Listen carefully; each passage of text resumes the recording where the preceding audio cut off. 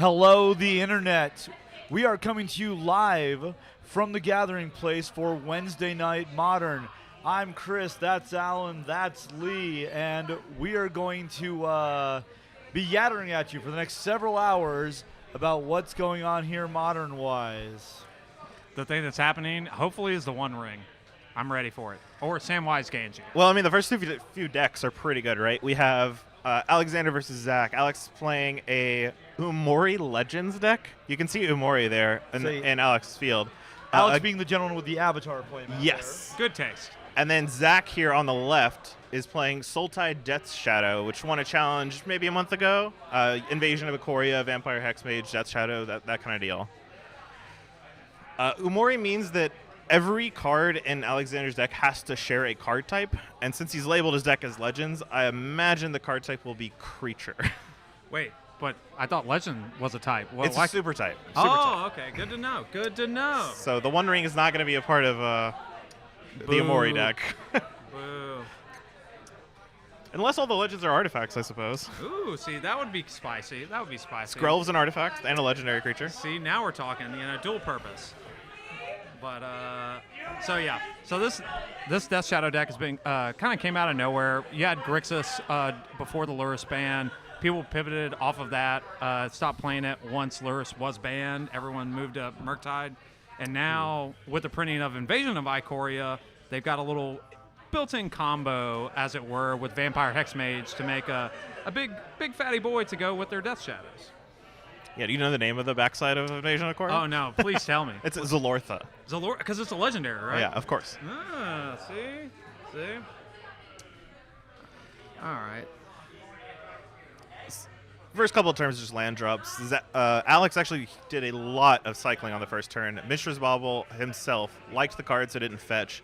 Then double Street Wraith. Yep. So now this puts Alex at 13. Not quite. That's Zach on that side, sorry. I believe. Yep. No, Alexander's on. Yes, you're right. Yep. I'm so sorry. Zach on the left, now at 13, one away from playing a Death Shadow, still has a land drop available. So the interesting question is here. All right, so Alexander on the right here didn't have a creature on turn one. You assume this Umori deck. It's playing Skrelv as a one drop. We also are assuming it probably plays some Mana Dorks, right? But nothing on turn one. And so Alex is a little bit behind the gun here with Zach having a turn 2 Death Shadow, so he's going to have to respond. So it's going to be interesting to see what his 2-drop of choice is on turn 2. Say, quick, Alex, switch to burn right now. I mean, Solitude is a creature, and Solitude is very good against Death Shadow. That's true. So we just need a second Death Shadow to be played. Well, I mean, if you're going to die to Death Shadow and you have Solitude in your hand, you could just cast the Solitude to kill one of them. And also a funny little inflection point here. So, all right, so we have a Breeding Pool untapped. Obviously, we had to play it untapped so we could play this Death Shadow without it instantly dying to itself. But that might be a sign there's a stubborn denial being held up. The problem is with the Umori deck, it's all creatures, so that stubborn denial has no targets. Yeah. I'm not exactly sure the rules on Grist with Umori, but I'm pretty sure it counts as a Planeswalker in deck building. Ooh, that's a good question. All right, where's our local judge Tim to answer this question? So fetch and a shock as the Death Shadow is attacking. Say, Death Shadows players should just have Johnny Cash's Hurt playing on a loop as they go. So. Exactly. I think it's just a reel of Nine Inch Nails songs, actually.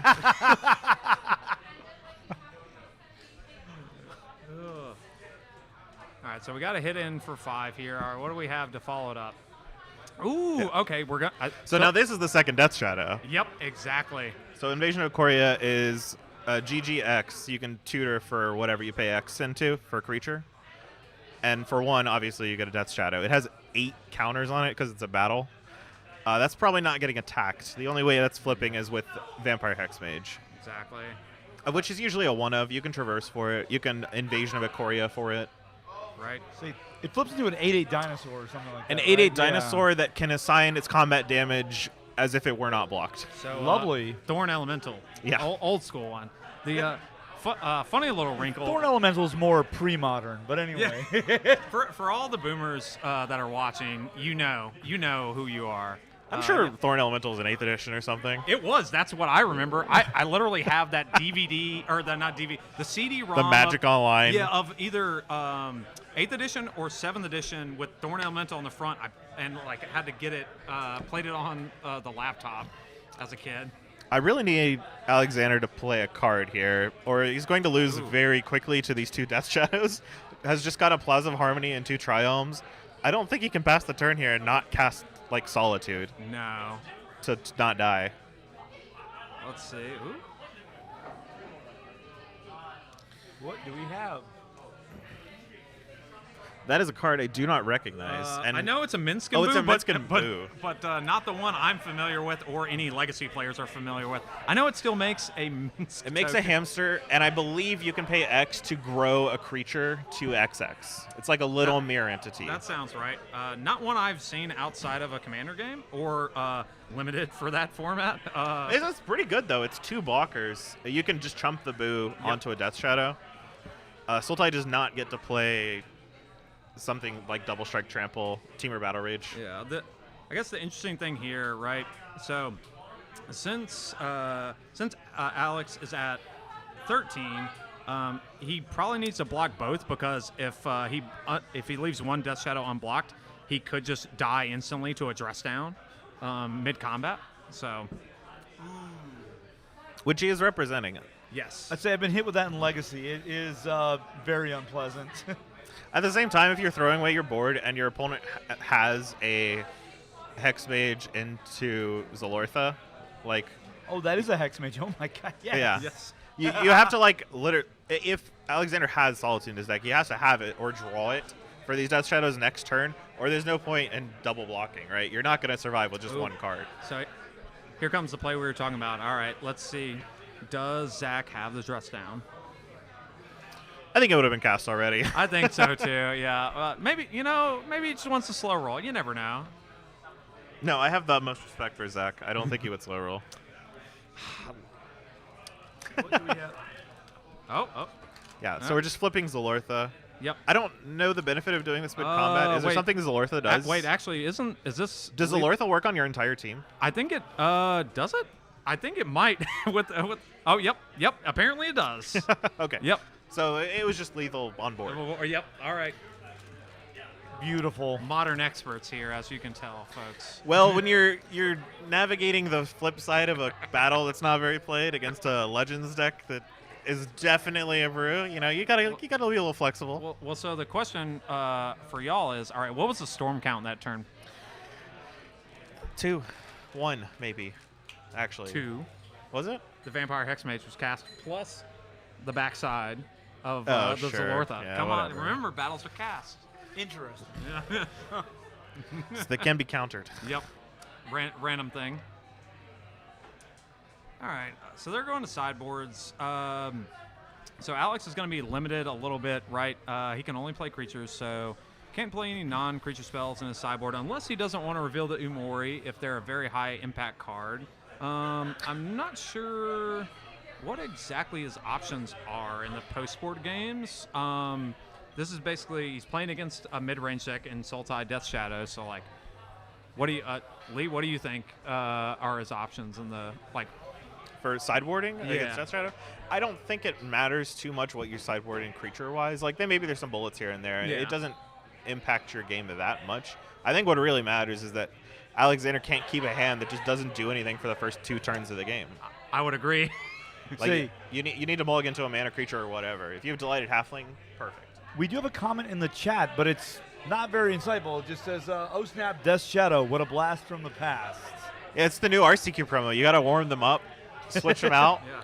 Whoa. So when are we going to see a Dragon Lord Silumgar deck? That's Anyway, let's talk about the match at hand. Oh my God.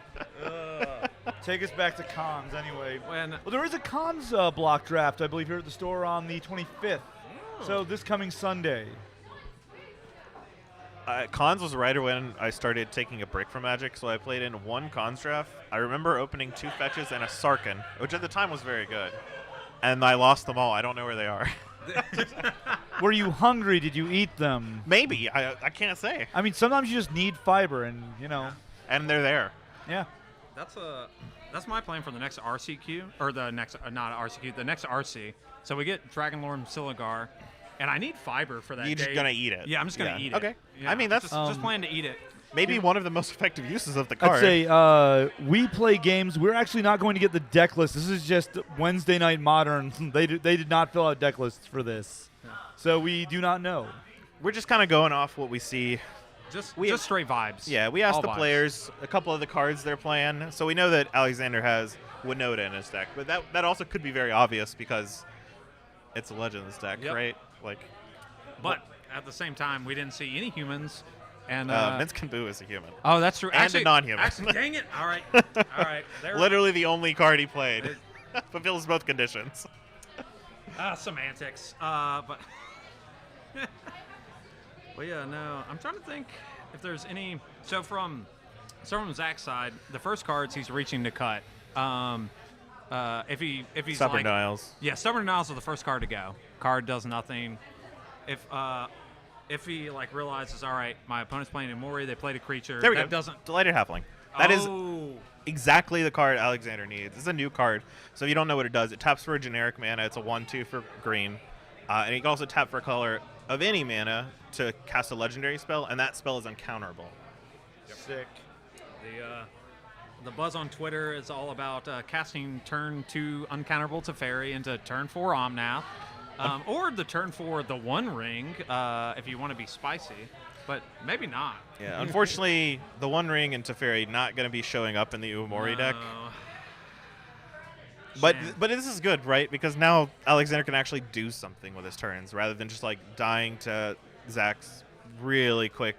Didn't even have a Thoughtseize last turn. Just played Death Shadow, Yeah. Death Shadow, and Just he's be dead. down. I mean, just getting beaten to death by giant death shadows is always just, a pleasant feeling. Yeah. Chris, you have to deal with that enough in Legacy, right? We do get it from time to time, but I'm a filthy reanimator player, so I will just simply run over everyone who tries to do anything to me, period. Fair enough. All right, so we had to push on the halfling here, so no turn 2 3-drop. Certainly not delighted to Ooh. see it. So, Is Hobbit Murder okay on YouTube? that's a good question. I don't know. I mean, they made 3 movies of Hobbit suffering, so it can't be that far out of bounds. Well, I think those 3 movies were more about me suffering than the Hobbit suffering.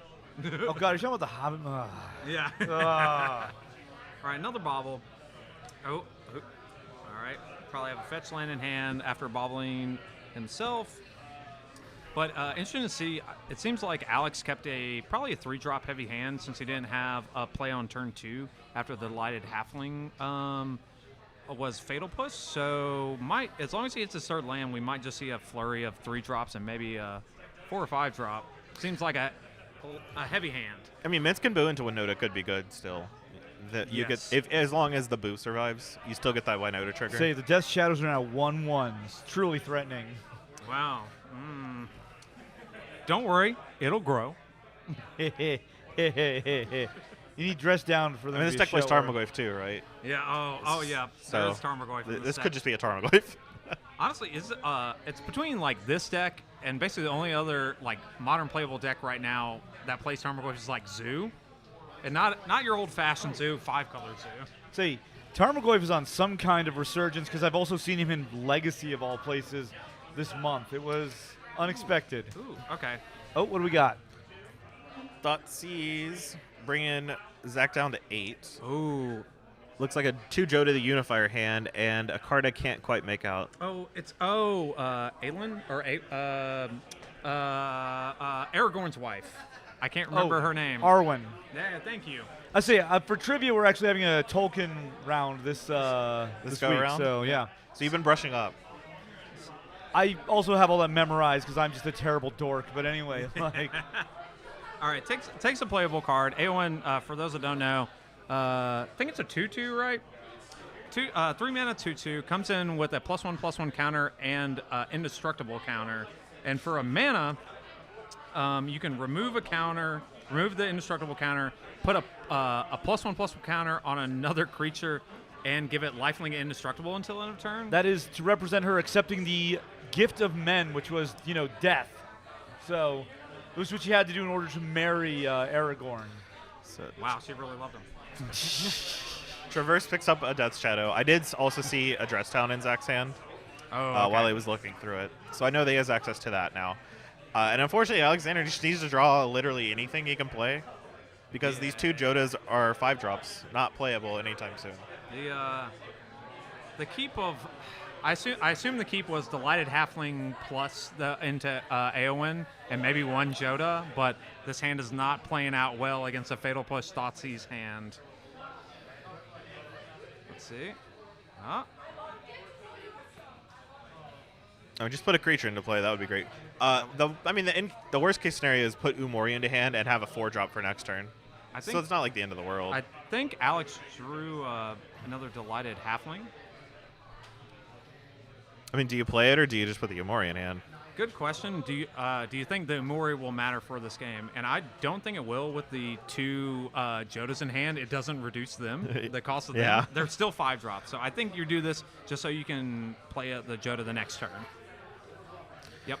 Ooh, and we even have the promo, like extended art one, right? Yeah. I mean, this set came out just a few days ago, so you just have the cards you got at this point. Yeah. Is he doing lands in front? Yes. No, that Death Shadow is in hand right now. Okay, good. Okay, I was about to be very And now upset. all of the Death Shadows are coming into play. There's 3 of them. Well, so you heard about the 1 Death Shadow. Did you hear about 2nd Death Shadow? What about... Wait, hold on. 3rd Death Shadow. 11Zs, but anyway. Yeah. They're only 8/8s right now. We know there's modest a dress number. down. They're more like 13Zs. They're 13.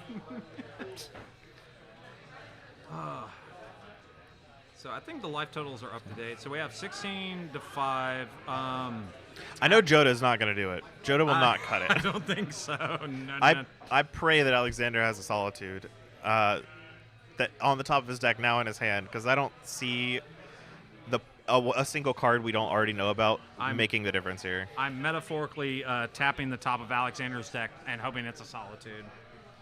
Yeah, no kidding. Because I think that's the only thing that gets him out of this from here. He can't play any actual sweepers because he can only play creatures. So Solitude is probably the only thing that gets him out of this, unless he's playing like a Deputy of Detention. But I mean, Deputy of Detention is not a legend either. So if you're gonna play off theme, you might as well play the better card. that's fair. But 5 mana versus 3 mana. Come on. Well, Solitude is free. Okay, you're right. You can And just we- exile an extra Joda. Yoda, yep. What do I pitch for? Insert random elemental. Joda. Yeah. Doesn't matter which. Just pick one. Subtlety, grief, All right, Fury. 4-drop. attacking. Now, 4 mana. Another Lord of the Rings card I'm not familiar with. I'm gonna be honest. It's the Marshall dude. There was actually a whole article about how it has, quote unquote, the wrong art. It has Theoden, the King of Rohan, on there instead of the actual character it's supposed to depict. Oh. Yeah. He makes a bunch of night tokens, if I remember correctly. So Yeah, it was a feudal attack. There's no card that could save Alexander, so Zach just blocks and then comes in for, I don't know, like 1,000. Was it a feudal attack because he's like a king or a lord? No, that would be a feudal attack. All right, we're talking some English here. Feudal versus futile. Of all people, you shouldn't be able to accent correct me. Oh, yeah, you know I can't accent anything correctly. So, all right, so now... The match. Ooh. Yeah. One Orcish Bowmaster.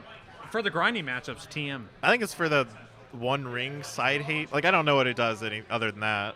Yeah. I don't even think it's particularly good at that. No, unfortunately, Bowmasters is basically a legacy card, and that's it. Maybe a commander card, too. Yeah. Oh, yeah. Say- The commander players have been complaining on Twitter, at least yeah, from what I've seen. I'd say because that and Mirkwood Bats is on the commander watch list right now. So Wow, that card was great in the the Lotor Sealed I did.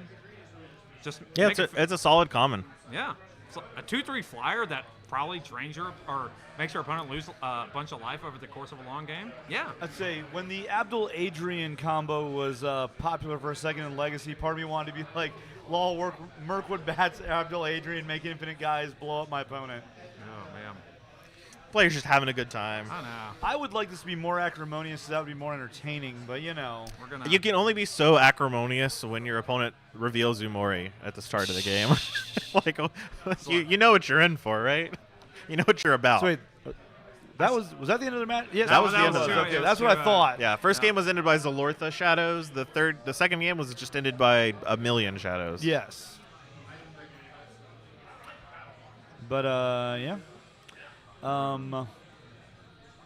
So we'll I think we're gonna step away for a minute, maybe see if we can get another match on here. We'll see. But if not, we'll be back with the next round in just a little while. Weekly Modern tournament. So Yeah, who knows how yeah. long Who that'll knows? actually be. Wednesday night modern. Modern. Let's say at this point we just get to yatter until they tell us we are off the air. No, that's fine. So we're allowed to say whatever we want about whomever we want without fear of getting sued because no one can see our faces. I mean, there's a camera trained on us. They can Yeah, switch to it the at any camera's time. not. Yeah, but our faces aren't on the stream. You know. They can only sue these pairs It's of only hands. a crime if they can see your face. Oh my crap! Anyway, There we go. well now it's a crime. Don't say anything bad. Yeah. We- It's all him. We would never say anything bad. Never. But no, it's great to be here. This is an awesome atmosphere. Anyone that's in the Chapel Hill Central Raleigh area, y'all need to come by the Gathering Place. It's the best LGS in the area. Let's say, and there's also Cube. Oh yeah, definitely for Cube on Wednesdays. All right.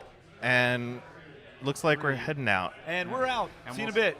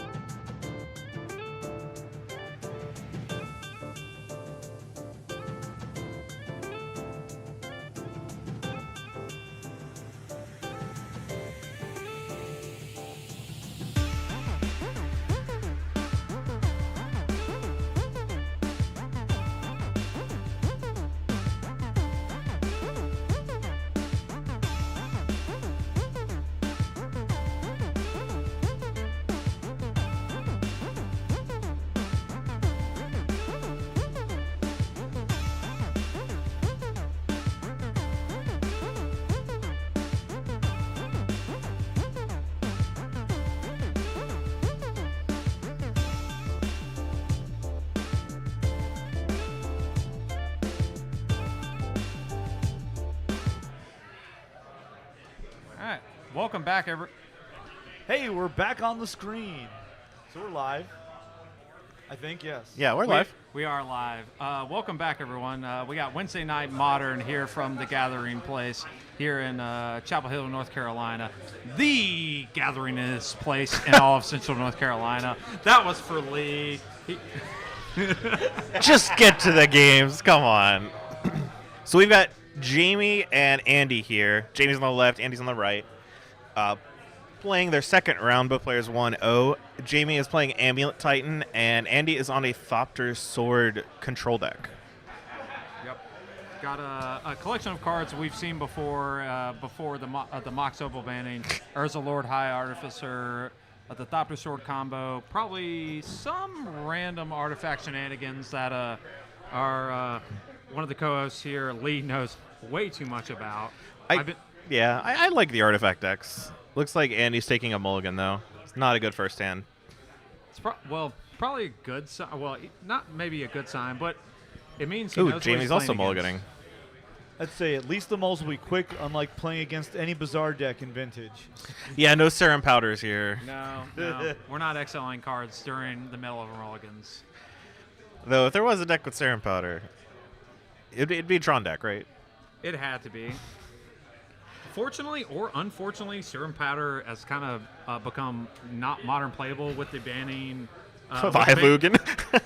Well, okay. So there was enough people playing the Eldrazi Stompy deck when the Simian Spear guy was still legal. So I would say I lost to that deck, but that would be a lie. Jamie has a Sunhome in his opening hand, and I think the Radiant Fountain too. So 3 colorless lands, if I see that correctly. Pretty rough. I like it. And you said no Amulet? I don't know. I couldn't see that far. Whenever you're spectating paper matches, if you're not literally behind the player, it's always like a mystery what's in their hand. Like, I can clearly see a Sunhome. I mean, if you're going to stand behind them, you might as well breathe on the back of their neck as well. 'Cause that won't distract them the least. Chris, do you want me to breathe on the back of your neck? Yes. Is that what? Yes. Good. Thank you. Good enough to keep, and I think the Sunhome found its way to the bottom there. Interesting. So kept double Summoners Pact, Beseju, Urza Saga. Rot Farm. Rot Farm? Okay. Yeah, so Saga on 1, you can grab an Amulet. Yep. With any Accelerator, you can get a Titan out relatively early, thanks to the Rot Farm. And then Andy looks like he's mulliganing to 5 here, which I think he knows what he's playing against, so he is looking for very specific things. I assume he's looking for a hand with a portable hole to answer a turn 1 or turn 2 Amulet. We do have a question in chat. They're asking, what are the odds? The odds? That is the entirety of the question. So I'm not a matchmaker, but I would point Amulet Titan as the favorite here. By a good margin. Like, Magic matchups are never that extreme until you get to like Vintage or whatever. But or Pioneer. Yeah. I'll set the odds here. All right. I think we're like 60-40 as far as at least especially game 1. But I think overall, I think it's 60-40 for Amulet here. I think it gets much better after board for Amulet because of the Force of Vigors. Assuming Jamie's playing. Amulet usually plays 3-ish Force of Vigors. Yeah. So Andy leads off on an Arid Mesa to start the game up. And Jamie, of course, gets with the Urza Saga. Yep. Going for the turn 3 grab an Amulet and hopefully do some really broken stuff. Yeah. Urza Saga is the card that finally taught me what a turn-based action was. Because I could not figure out how they floated a mana from their draw step 2 main 1 until I learned about that. So. Well, luckily, it actually triggers in your main phase. Exactly. Yeah. They do make it confusing with the it says after you draw. Is awful. Yeah. It's absolutely it's even worse on the new Dominaria ones that don't have the Saga reminder text. They just have skip ahead, so they just tell you to start whatever chapter you want, and they don't tell you what the card does. Ooh, okay. So Jamie might have kept maybe a combo hand. Yeah, that's likely with the turn 2 Thopter Foundry. The problem is the combo with Thopter Sword by itself without Urza is just not good against Amulet. Well, that's what I think. I think the curve Jamie wants is either Sword on 2 into Thopter on 3. Either you can mix and match those, and then into Urza on 4, and So that's one of the new box topper cards. I believe that is Cavern of Souls. Yeah, it's the. What is it actually called? I don't know the Lord of the Ring names. I know it's like obviously the spirit guys. So there's a giant glare on whatever the Goblin Engineer just grabbed, but I'm gonna assume it was Sword of the Meek. I want to say it's like where they went down to get that spiritual army to fight during Helm's Deep, but let me verify that. Right. We have one person looking up Magic cards and the other person looking up Lord of the Rings lore. So this is how you know we're dedicated to bring you the best coverage. Welcome to Universes Beyond Magic the Gathering by Wizards of the Coast, TM. So Jamie grabs an amulet of vigor. Not surprising. Unsurprising. Has a Simic Growth Chamber in hand now. Yeah. So there's Simic Growth Chamber with the untap trigger. Ooh. Picking up Cavern of Souls. And there's probably going to be some shortcutting here. It doesn't look like anything. Jamie doesn't have anything. But both players know each other. What are we Both doing? players know their decks. All right, Boseiju in response to the fetch. The very rare. I'm going to play Amulet as a control deck this game. I love it. So, turns out I was right. Yes, it is the Paths of the Dead is what they call, and that is exactly where they went down. Remember that the one undead king there did say, the way is closed and the dead keep it. So, Yep. But then why? If the dead keep it, then why are we seeing it here now? There's no one dead here. Well, that Thopter Foundry's dead. Look, it is really easy to steal stuff from dead people. Okay, don't ask me how I know. Is that from personal experience, Chris? I play Reanimator. I am, an expert at grave robbing. Wait, but I thought you were the one that put him in the grave in the first place. And then pulled them right back out. Wow. So one of the awkward parts of Jamie's draw is it doesn't look like he has an Accelerator like a Dryad or an Azusa, depending on what his list is. So just not doing anything but Boseiju on turn 2 is not great for him. Like, it's not ideal. I think next turn, technically, he can go for it. He has a double Summoner's Pact and another bounce land, so he can grab an Azusa, and that plus another bounce land will get him up to 5 extra mana, and then he can... I guess he needs another way to get a Primeval Titan from there. But it's interesting. You've played more of this Amulet deck than I have, so lay the math on us. You need Lee. another mana source. You can pact for Azusa if Azusa's in Jamie's deck, but then you would need a second mana source. Otherwise, you're only getting to 5 mana. Because you need 3 to play Azusa and then 6 to play the Titan. Yeah. So with only 7 mana available, so or with only 8 mana available. So one possible line, I guess, that could be taken is if Jamie draws either another Summoner's Pact or absolutely adorable play here. Because for some reason the Urza deck controls no artifacts here. Urza makes a 1/1 construct, which brings the Sword of the Meek back and turns it into a 3/4. In the business, I think we call that a quote-unquote combo. No, absolutely. It's very good. And now since the Engineer, this is lethal. You can sacrifice the token, thanks to the Boseiju mana, to the Goblin Engineer to get the Thopter Foundry back. The Thopter Foundry can be tapped for blue mana. You sack the sword. You tap that for blue mana. You get the Thopter. You make infinite Thopters in mana. If Andy has a way to win this game right now, like Pirate Spellbomb or whatever, that's good enough too, right? You just... And honestly, I don't think Amulet can even beat Infinite Thopter's Infinite Life.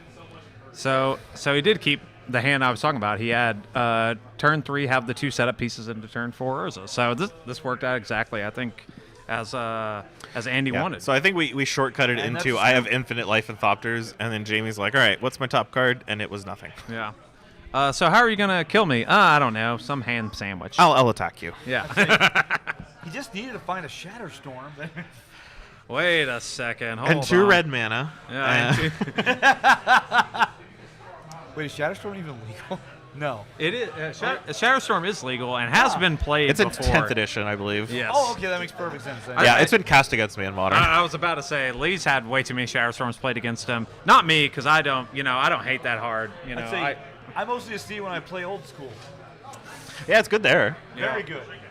It's great because mana burn is a thing again, and you can just blow up someone's Su-Chi and watch them get hurt. So, both players are going to sideboards here for game 2. What cards do we think the players are reaching for here, Lee? Boseiju, Force of Vigor on Jamie's side for Amulet.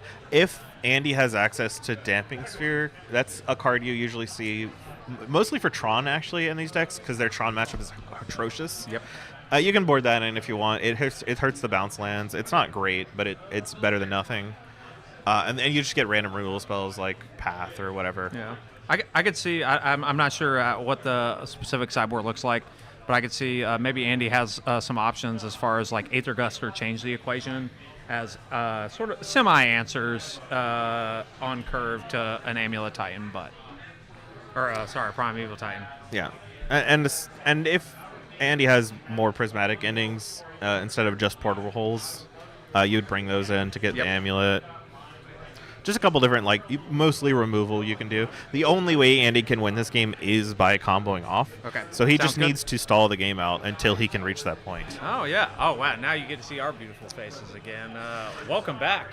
Yeah. Hey, we're back. Yeah. Yes. No I phones was allowed. looking at Tolkien lore, not anything else on my phone. Of course. Yeah, I mean, we have to be prepared. This is Lord of the Rings modern, right? We don't need to know what Rule 34 stuff you're looking up for Lord of the Rings.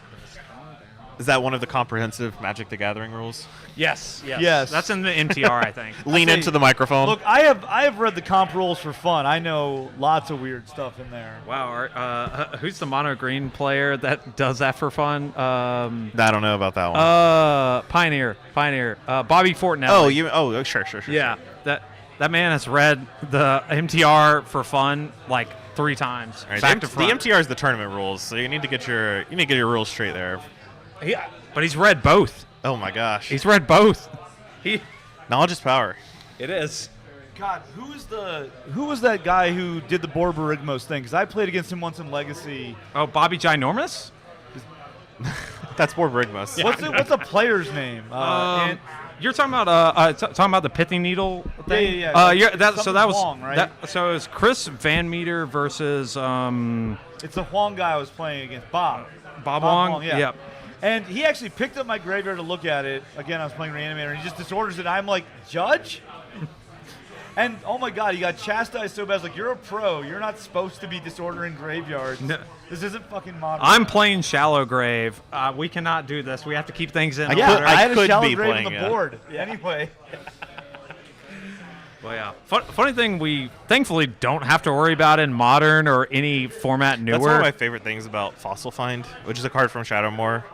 It's just a red and a green instant hybrid card. You get a random card back from your graveyard, and then you can reorder your graveyard as you choose. That's written on the card.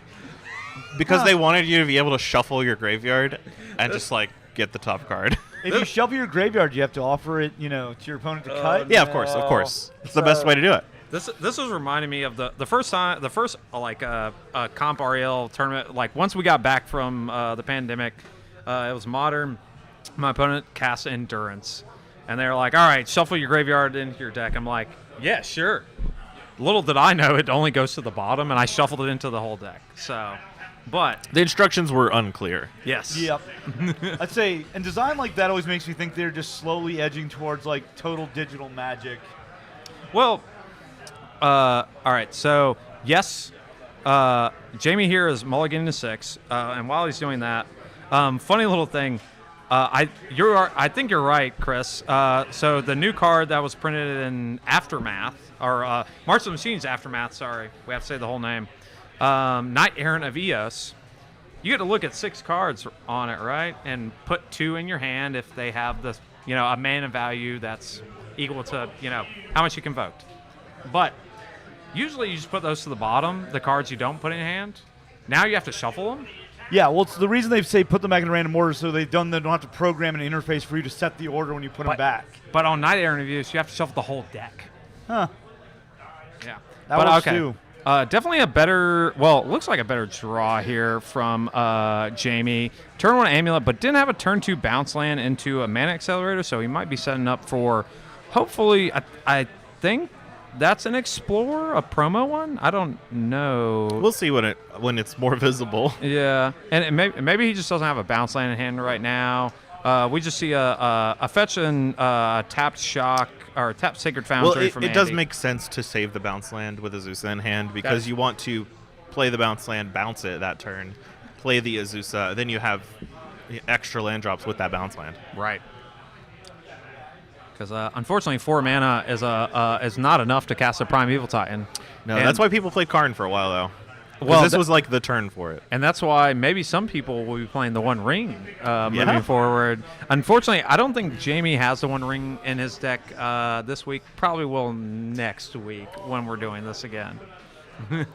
So there's a shock there from Andy. Has the requisite mana for Thopter Foundry. Are we going to see another turn 2? Ooh, Wear Tear. Ooh. I love that card. Yeah, Amulet has been torn. I'm already torn. Forest off the top. I'm sure this is going to be an Azusa. Into Explorer? Are we sure that's what it is? I think that might be, actually, I think that might be a Selesnya Sanctuary, right? That's the full art Celestial Sanctuary? Yeah, I think that's might be what it is. Let's see. Oh, all right. So that's a Vesevo. Copying a land. Interesting. Okay.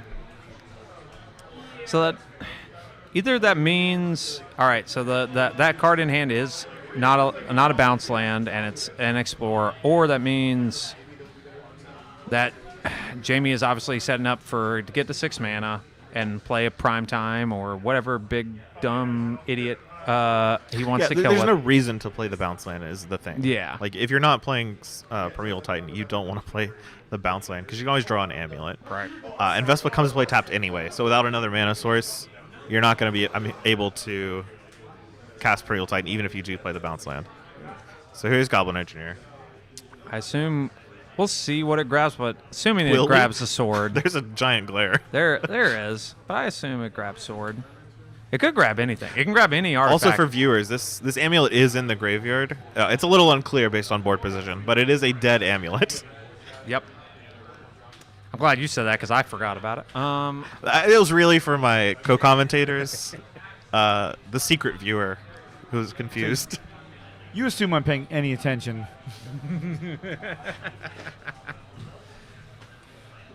All right. Which makes it even more interesting. So I assume that last card in hand is not actually a bounce It's a land. Damping Sphere. Damping Sphere was put in the graveyard with the Goblin Engineer. I was able to see it when the Shadow was cast. Death Shadow has not been cast this game. That was last round, Lee. All right, you need to calm down here. So there is a land of Oh, it's some a sort. Bajuka Bog. I think that's. Yeah, that's the new Bajuka Bog. I think it's something in the shot. It's like Bag End, I think, is. Is it not the new- Dread my Marshes? God, no. Is it not just the Dread Marshes? Is that what it I is? believe it is, yes, the Dread Marshes. Then what is Bag End? Bag End is another land as well. I say Bag End was like, like Frodo's house. Like that would not be Bajuka Bog. Hey, don't talk to me. I'm not the one doing Universes Beyond. Other than the Bajuka Bog, though, which was good, nothing from Jamie just yet. Though the efficacy of Damping Sphere, not very good when On your this opponent board? has 0 bounce lands. Nope. Okay. Ooh, this is a combo. What's the combo? Sacking Chromatic Sphere and drawing a card to bring something Oh. back. So the Dead Marshes, not Dread, but Dead. that's just a reskin of Urborg. So what is that? Let me see if I can find the Bajuka Bog reskin.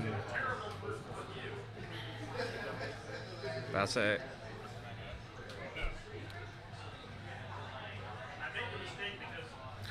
So another Goblin Engineer was cast from Andy, and he's looking through his deck to figure out the perfect card now. So Bajuka Bog, and this is the Barrow Downs, There we go. where the, which we didn't really get to see in the, the trilogy 20 years ago because they did not want to put Tom Bombadil in whatsoever. 2 OP. Tom Bombadil, 2 OP. I mean, he is within his domain anyway. You know. He's unaffected by the One Ring. It's very true. Wait, was there a Tom Bombadil card in the set? There is. There it's is. The, Good. It's the coolest card in the set. Yes. Probably will not be seen. It's in not modern good, play, but it is cool. Unfortunately, but if you want to play a Saga commander deck, Tom Bombadil, that's your commander. Yeah, he's your boy. Yep. So Golgari Rot Farm finally played, picking up the Forest. I'm replaying it with Azusa. Summoner's Pact. Yep. This is enough for Titan. An uncounterable Titan, assuming one of these Cavern of Souls is named Giant. And that is a Primeval Titan. No one would ever guess. Ooh. Jamie posturing on that Vesuva is like, yeah, I got you. Yeah, I'm assuming one of the caverns is on Giant and the other is on Beast. Or maybe Human. I don't know. Yeah, you don't know their life. I don't know what the caverns are born to be. Yeah. So, do we ever figure out what the second Goblin Engineer grabbed? No, we don't know yet. Okay. I'm wondering if it was something that interacts.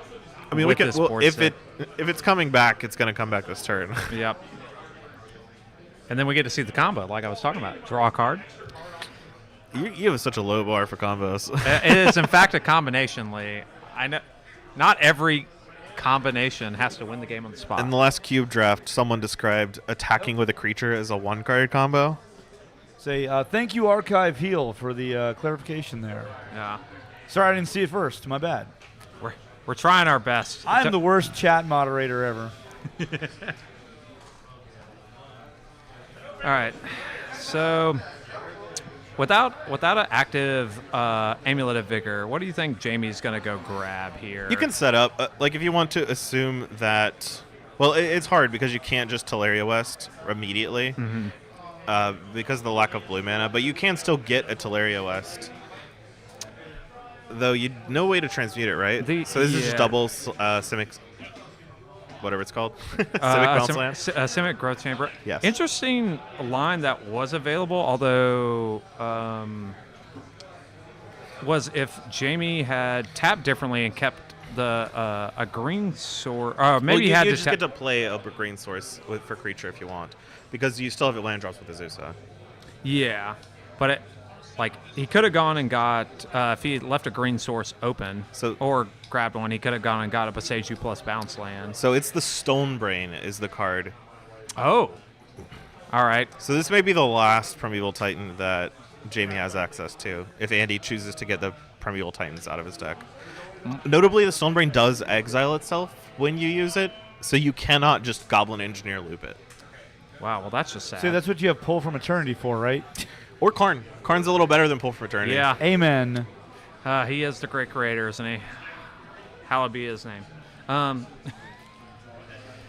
It's interesting to see what Andy does here, because even if he Stonebrains the Titan, he still has the one on board to deal with that's going to be attacking for probably 12 the next turn with the Sun Home. Well, no red or white mana, right? The Vesuva can copy a Sacred Foundry. That's true. But that's only one of the requisite colors. True. So I guess the question here is... Yeah, I guess if you draw Mycosynth Gardens, you can filter mana. Yeah. But that's... We'll see. Let's see what he goes for. What? Can Stonebrain be activated at instant speed? No, only at sorcery. Okay. Played too much mono green, or just enough mono green in Pioneer, unfortunately. So Summoner's Pact and Vesuva. So this could be a... He got brained. Yeah. So what? Oh, he did name Primeval Titan. All right. Ooh, mismatched Titans. Fashion faux pas, Jamie. Come on. Now. No, it's one of each. It's actually still much better. Still fashion faux pas. No. You got to rep the one of each. I respect it. But anyway, notably, this does not allow JB to cast Cultivator Colossus next turn because he still does have to pay for his pact from last turn. So that's 4 mana tied up just from not losing the game, and not quite enough to cast Cultivator Colossus without drawing an amulet. If you draw an amulet, you cast it. Because what was in Jamie's hand there? It was Summoner's Pact, Vesuva. Yep, seeing that Summoner's Pact right there. So let's see. All right. So See, there's no worse feeling than just dying to a pact because you can't count. or if you just forget it and then your opponent puts it on the stack when you've tapped out. Yep. That's the MTR right there. Oh, so that is a Path to Exile. It's more of a GBT, but anyway. Oh, wait a sec. Oh, Path to Exile. Still my beating heart. We don't see that a lot anymore. But it is a great answer to prime time. Basic.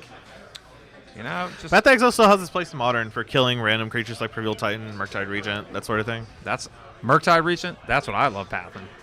You know, that Murktide, you know, it's been working too hard. It should So go be on the farm. untapped mana source or land or a amulet allows Jamie to cast Cultivator Colossus here. So probably drew one of those things. He's casting a Summoner's Pact because I don't think Very you're pacting quick. for Dryad. Ooh. Oh, tireless tracker. All right. Oh, this is the still my beating heart. All right, we're gonna try to jund them out This here. is the backup of backups right here. I'd say Tyler's Tracker did like run rampant in Legacy for a little bit, especially playing in lands. So. Right. Well, this is about Unlike in lands, you have a lot of creatures in your deck in the Primeval Titan deck. So your opponent typically does have removal for your tireless tracker. So Vespa copies a bounce land, and it's going to do that 2 more times because of the Azusa. I just want to say that he's literally said, "Get a clue," as he put the clue token on the board. Oh yeah, So- oh yeah. That's how you do it, you know. Well, sometimes you just got to have a raging clue. When you ever declaration of your opponent in Stone in Standard, you tell them, "Get a clue."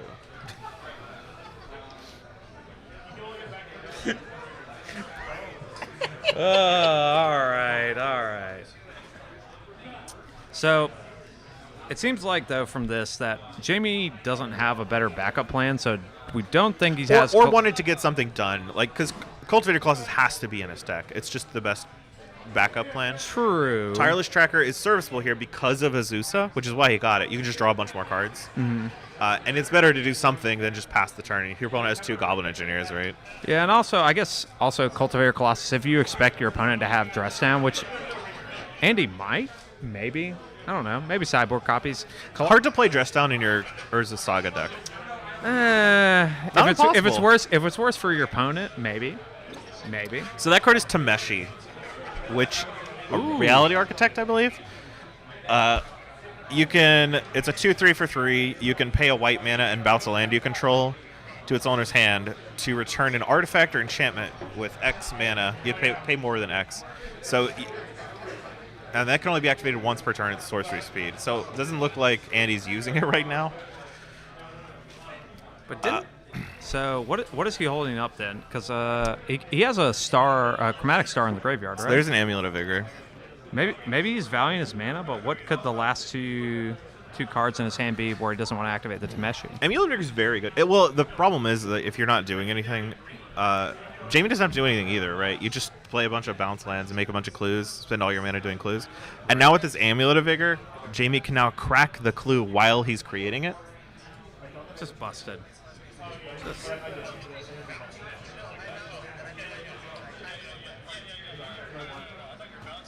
Some communication between the players. Yeah, what was returned? Wait, is Tameshi symmetrical? No. No, God, it's only your permanents, right? Yes. The bounce stand? Okay, thank you. I had to confirm. I'm like, It's what not is Gorilla going on? Shaman. Yeah, I don't know. I maybe your opponent bounces their land to hand and you draw a card. Gorilla Shaman, the OG Mox Monkey. Now we just have Lotus Petal Monkey, I guess. All right, here's Transmute Teleria West for a Summoner's Pact. I'm assuming it's Summoner's Pact. Yep. And how many land drops has Jamie made this turn? I don't know because there's been a lot of shortcutting. I think he has 2 land drops remaining because based on the number of clues he has. I can't see the card he grabbed, but I'm assuming it's a green creature. Yeah. It's either another Tyler's Tracker or probably a Colossus. It cannot be another Tireless Tracker. Oh, you say that? Well, hold on. Let's find out. But probably another, or probably a Colossus. So Cavern of Souls, which plays around any counter magic that could be represented. No metallic review available. And then the big Cultivator Colossus. Putting in, I think, just 1 land right now, and then you see what's on top. Oh, Second land drop. There we go. 2 for 2.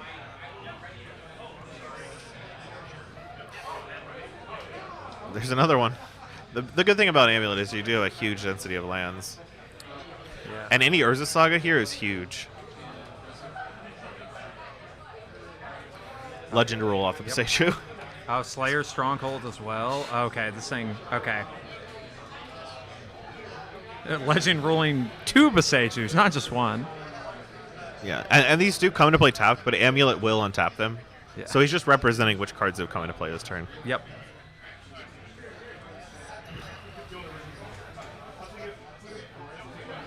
So a bunch of clues from this Tireless Tracker. I don't know if these. I don't think these clues are going to matter from this board. They matter because they give Tireless Tracker power and toughness.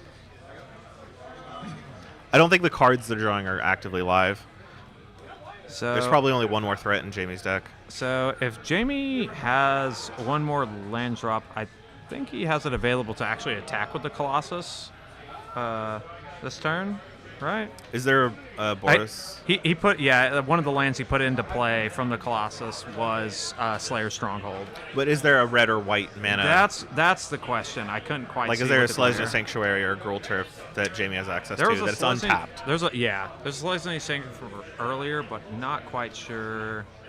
Because Vespa can copy Sacred Foundry still. Yep. Oh, that Ooh, works actually. There we go. Yeah, that's another land drop. Oh, he's bogging him. Okay. That makes sense. If you can't haste up the Colossus, yeah. Exactly. Just. I really hope Andy does something with this 3 mana, because otherwise it feels like you really should have just used Tameshi. Yep. I'm assuming what he has in hand is Metallic Rebuke if he held up 3 mana and didn't do anything and passed. So. The classic EE on 0 with like 40 clues in play. Oh, it's on 2. Okay. Just shortcut it. Didn't see the. Fair enough. Fair enough. Get rid of those engineers. We don't need them. We don't need the smart goblins. Get out of here. Get out of here. An attack with a smallish tireless tracker. It's dealing a hefty chunk of damage. Wow, but 5/4. Yeah. I'd say, well, Andy is a 9, so. We got to get some coverage today, some big dice, so we can see how big the cards yeah, are we're at some gonna- point. Ooh, good point. Something for next time. You know? I'd say large dice will also keep me from putting them in my mouth and dying. Wait a second. Yeah, exactly. It's child friendly. But, All right, so whatever Andy does this turn has to be very, very powerful, or I don't think he will survive another turn. Portable Hull's not that good of a start. But how do you transport a hull? This is absurd. Portably. Carefully. I mean, in the actual like D&D description item, it folds up, and at that point, like the properties of things passing through it goes away until you unfold it again. And you can't put a bag of holding in a portable hull and vice versa. It causes different effects. Well, disastrous ones. Not with an attitude like that. I mean, if you want to rip a hole to like the astral plane, by all means. You know. I think maybe that's Andy's preferred method of finishing this game. Yep, but double Metallic Rebuke in hand. All right, so we're gonna go to game 3, right? Metallic Rebuke, yeah, game 3. Metallic Rebuke, not a card I'm a huge fan of in this matchup. No. It's just so easy to play around. They have a lot of mana. They get to sneak their amulets in via Urza Saga. They don't have to. They're not pressured to play into you because of the Urza Saga. And even Jamie has Tireless Tracker. Yeah. And then Cavern of Souls is just a card. Right. I think the best you can hope for with a Metallic Rebuke is that it's you target a Summoner's Pact, make them pay 3, and then hopefully you make them pay 7 over the course of 2 turns. But that's about as good as it gets. Or you get lucky and you counter Nezusa. Oh yeah. No Cavern. Neither of which I'm like relying on. No. Sometimes you just don't have anything better though. Yeah, it probably doesn't. Yeah, blue-white artifact cards. Maybe not the best lineup against Amulet Titan, but he has tools. Between the Portable Hole and the Paths, he has answers to both the amulets and the Titans, but eventually Jamie we did see that game. Jamie didn't have an amulet. Say we've got until another after Tyler's Tracker had like 30 clues. So we've got another question in chat, but is Jamie on Titan? And then he said, "Oh, it is. Hello, Mr. Jack Pullman." Hey Jack, how's it going? Let's say we've got Amulet Titan versus Stop Your Control for if you just are tuning in. Jack, please tell us if there are any GRVs. We will instantly ban any player that has one. We're not gonna ban people from F&M. You're right. I'd say we've got a window right here. We can throw people out of it. Yeah, that's what we do here. Yeah. No banning. They can walk back in. They just get thrown out the window first. It's a softer penalty. I'd say out of this one, they'll just roll down the that lower roof and just kind of plop into the parking lot below. If they're unlucky, the tow truck guy will just pick them up and drag them off, I guess. That tow truck guy will probably be below the window to catch them, though. just waiting. He's everywhere. He's legitimately probably hiding behind that building. So You can't park your car anywhere slightly incorrect, or you'll lose it. yeah, imagine being such a loser. All you do is creep around in parking lots and steal people's cars. Whoa, hold on. You're right, but I it's did- legal. Yeah, it is. I did see. Okay, that's legal. But me, cremating buildings is something called arson. Wait, hold on. I think I don't think you want to be admitting to this on air. Hold on a second. We'll cut away. Speaking of, great segue here. All right, so Oh, we've got a judge call. I hear it. yeah. Maybe the whole stream heard it. It was a loud judge call. So I think we got here. I think Andy is keeping his 7. I think this is Jamie mulliganing to 6, if I'm not mistaken. Ooh, brought in endurance. Makes sense. Stops the top of short combo, but can be a It's little also bit just awkward. more threats. Like if your opponent's gonna try to Stolen Brain and Daming Sphere you just Right. put creatures in your deck. Like the Urza Saga deck or the Urza deck is not that well equipped to actually handle board pressure Right. without assembling the combo. What does that portable hole do against an endurance? Nothing. All right. So Arid Mesa pass. Oh, there's a Dryad in Jamie Sand, I believe, as well. If I recognize that correctly. Well, we have a request in the chat. It was apparently I am supposed to do a flip on the table when Andy plays his land for the turn. I'm not that acrobatic, so no. We'll just tell you that he did it. Someone did do Just a flip imagine during it. trivia last week, though. I hope they got the question right. I just think people were drunk and yelling "do a flip," so they did. Okay, I mean that works. The person in question is a gymnast. It was unsurprising that they could do a flip just on command. All right, so we're going into Andy's second turn here.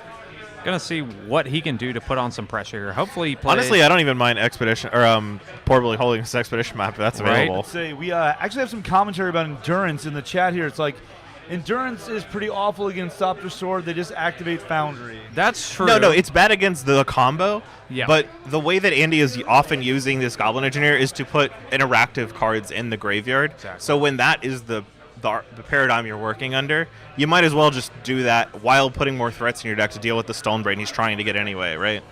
Yep. Like, yes, it's bad against the combo, but you have cards you could just play that are fine. And also on the draw, Andy here might be going for a very, very quick combo, so he might not have an extra artifact to bring back the sword. So if your opponent goes for, turn 4 Urza after doing the Thopter Sword thing on turns 2 and 3, you might be able to get him if he goes for it. So Yeah, one of the things to note about how Andy's deck is played out is he's a very low artifact count.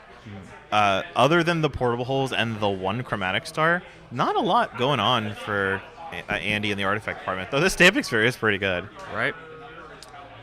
So, oh wow, the Urza Saga off the top. Didn't even have to expedition map for it. Ren, I hate to disappoint you. We will not be summoning any gymnasts to do flips during commentary. You wouldn't be able to see them anyway. So here is the Dryad of the Elysian Grove. Oh, but with no additional land drop from hand. I Yeah. do want to say that the person who told me to do a flip, their screen name is Meow at My Wii. WII, like the Nintendo console. So how does that go? Is that meow and then? I'm 90% sure that is Mari, one of the employees of the Gathering place. Ah. There could be a bounce land in Jamie's hand. There's no reason to play it. But since it only adds 1 mana, you would want to use it for your land drop, pick up another land, and replay that. True. That's a way to generate extra mana under the Damping Sphere constraint. Not much extra mana, but some. The funny thing here, talking about endurance. So just having the Stamping Sphere out gives you that extra artifact we were talking about, right? So if Andy is able to get a sword in the graveyard or on the battlefield, and then into, well, just that, and then maybe he has the Urza, but he does have a backup artifact to sack to go off, which would make Jamie have to have another green card plus endurance to stop him. And So there's an Urza. Yeah. So this could actually be the kill turn if Andy does not have a sword in hand, Well, passing the turn. But that would have been a good turn for it. Unfortunately, he couldn't kill that turn because the Damning Sphere would have made sword cost 1 more. Yeah, you tap the 3 artifacts for 3 mana, play the sword, tap that for a mana. See, that's why we have you here, Lee, for this expert commentary. What did Urza just get nailed with there? Dismember. That's a dismember. Yep.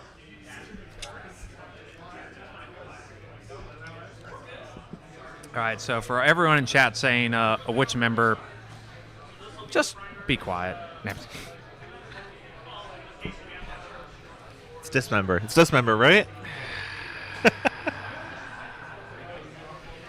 Which member? Dismember. If the only voice you hear for the rest of the night is mine, you know the reason. And I'm not going to say it out loud, but y'all know why. Because you've dismembered your co-commentators? In the literal sense? I played the 5th. F-I-F. 5th. So we're doing a land search here with the expedition map. Now that the Urza is off the table, the Foundry is a lot less scary. So what are we thinking we're searching up here? Do we want to go for just another Urza Saga, or do we want to bounce? You could go land? for a Cavern of Souls, which I think is what was grabbed. I can't quite tell. I think that was actually the full art Simic Growth Chamber.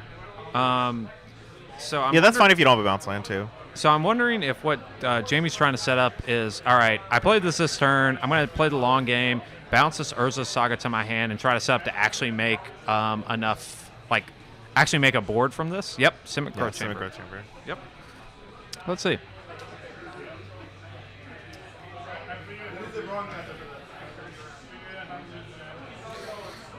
No, we're thinking about it. Yeah, I think picking up that's a Bazooka Bog, right? Yep, and we do have an extra land drop this turn because of the Dryad. Although we haven't. Yep. Yeah, first land drop is the Simic Growth Chamber. The Bazooka Bog comes down and exiles the graveyard. Yep. Which is just Urza, I believe. Yep. And if Andy's able to play any artifacts here, right now he has a 3/3. But if he can make this a 4/4, he can start actually clocking Jamie, who's at 16. So a 4/4 is a 4-turn clock, and who knows what happens with Thopter Foundry. Jamie does have a Dismember in hand, so it can't get super out of hand. But that's also just 4 damage. No, it is. So though the Dryad does produce black mana, so you can pay the black. That's true. If you've got nothing better going on. All the angles. The Dryad of the Haven't played against Amulet a lot, have you? No, well, not in a while. It's been a minute. I've had to play too much Pioneer lately, so my brain is I mush. feel that. I really do. Says you who beat me the last RCQ we played. But 4 mana. Okay.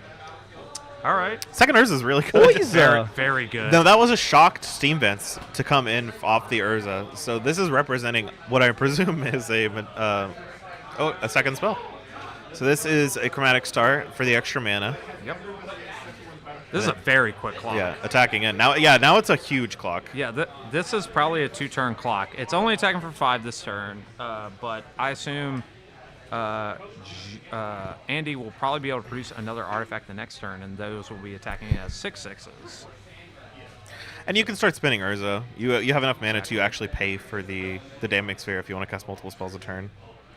So Jamie here makes a construct and then uses the Urza Saga search for artifact. Yep. Probably that construct will probably be thrown under the other construct bus, as it were, just as a jump blocker to buy him a turn.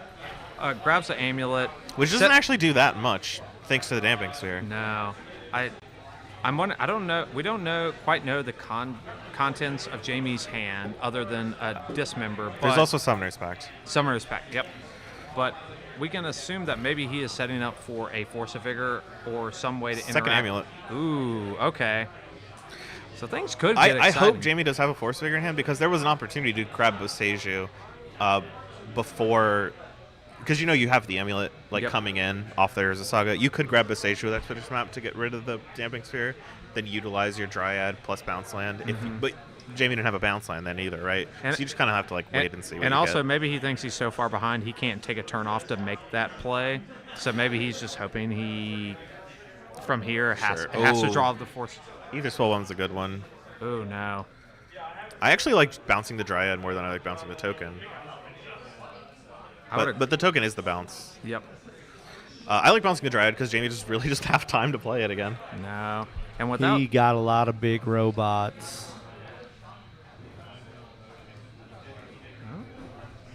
So what do we got? Andy here thinking, doing some math. Trying to figure out if... Probably, honestly, if he has lethal is what he's trying to figure out right I think now. I think you just spin with Urza first. Like, if you don't have anything you want to play, you can spin on Urza. 2 mana. It's going to be... Ooh, okay. That's lethal. Path to Exile, yep. As long if Jamie has to have a 0 mana answer to. Well, it could be a 2 mana answer. If Vaseju is in hand for some reason, you can untap this twice and then Vaseju. I always forget Amulet untaps when it's on the non. I know how Amulet works. I got you. You know, reading the card explains the card, but I can't read, so. Literacy is overrated. That's That's definitely a Magic player opinion if I've ever heard one. I don't think there are any Vasejus in Jamie's hand though. No, but he has the Dismember, but I mean, Dismember doesn't even kill a construct now, right? It's their 6/6s. No, yeah, they're 6/6s. You're just taking 4 to prevent. I think did the Thopter come in this turn? If the Thopter didn't, then yeah, this should be. I think. So they're 5/5. Yeah, all right. Yeah. Doing a little math. So Dismember would kill a construct. Yep. Okay. So taking 4. So 4, and then he'll get. Taking 4, then taking 4 again. That would put Jamie to 3. Yep. Unless I am miscounting. This is just paying for the Dismember. And with the green mana open, because you're allowed to do this with Amulet. Yep.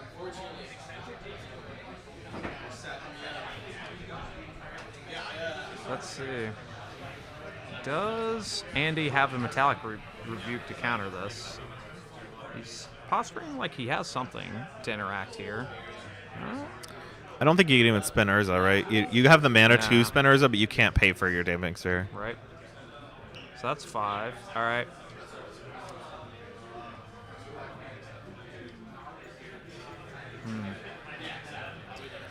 I think so. All right. Jamie has a 1-turn window here, but he has to answer both the Damping Sphere and also have a backup threat. I believe Jamie should be at a 3, right? Because the construct only dealt 4 damage. But the Urza. Oh, of course. Sorry. Urza smacking in for 1 there. Let's see. So you have the jump blocker from Endurance, but then you still die to the other 2. And honestly, you might see here if he's wanting to be a little risque and just go for lethal, and he can just sack that Damping Sphere at instep to make another 1/1. You can also sack the Foundry. Yes, that too. And then you're going so wide. Seems like things are wrapped up here, but maybe Jamie can find a way out of this. I think Jamie's hand is Endurance, Titan, Amulet. Oh, the third. Which is not a great hand. The third Amulet of Vigor versus Damping Sphere. So that's Jamie's turn.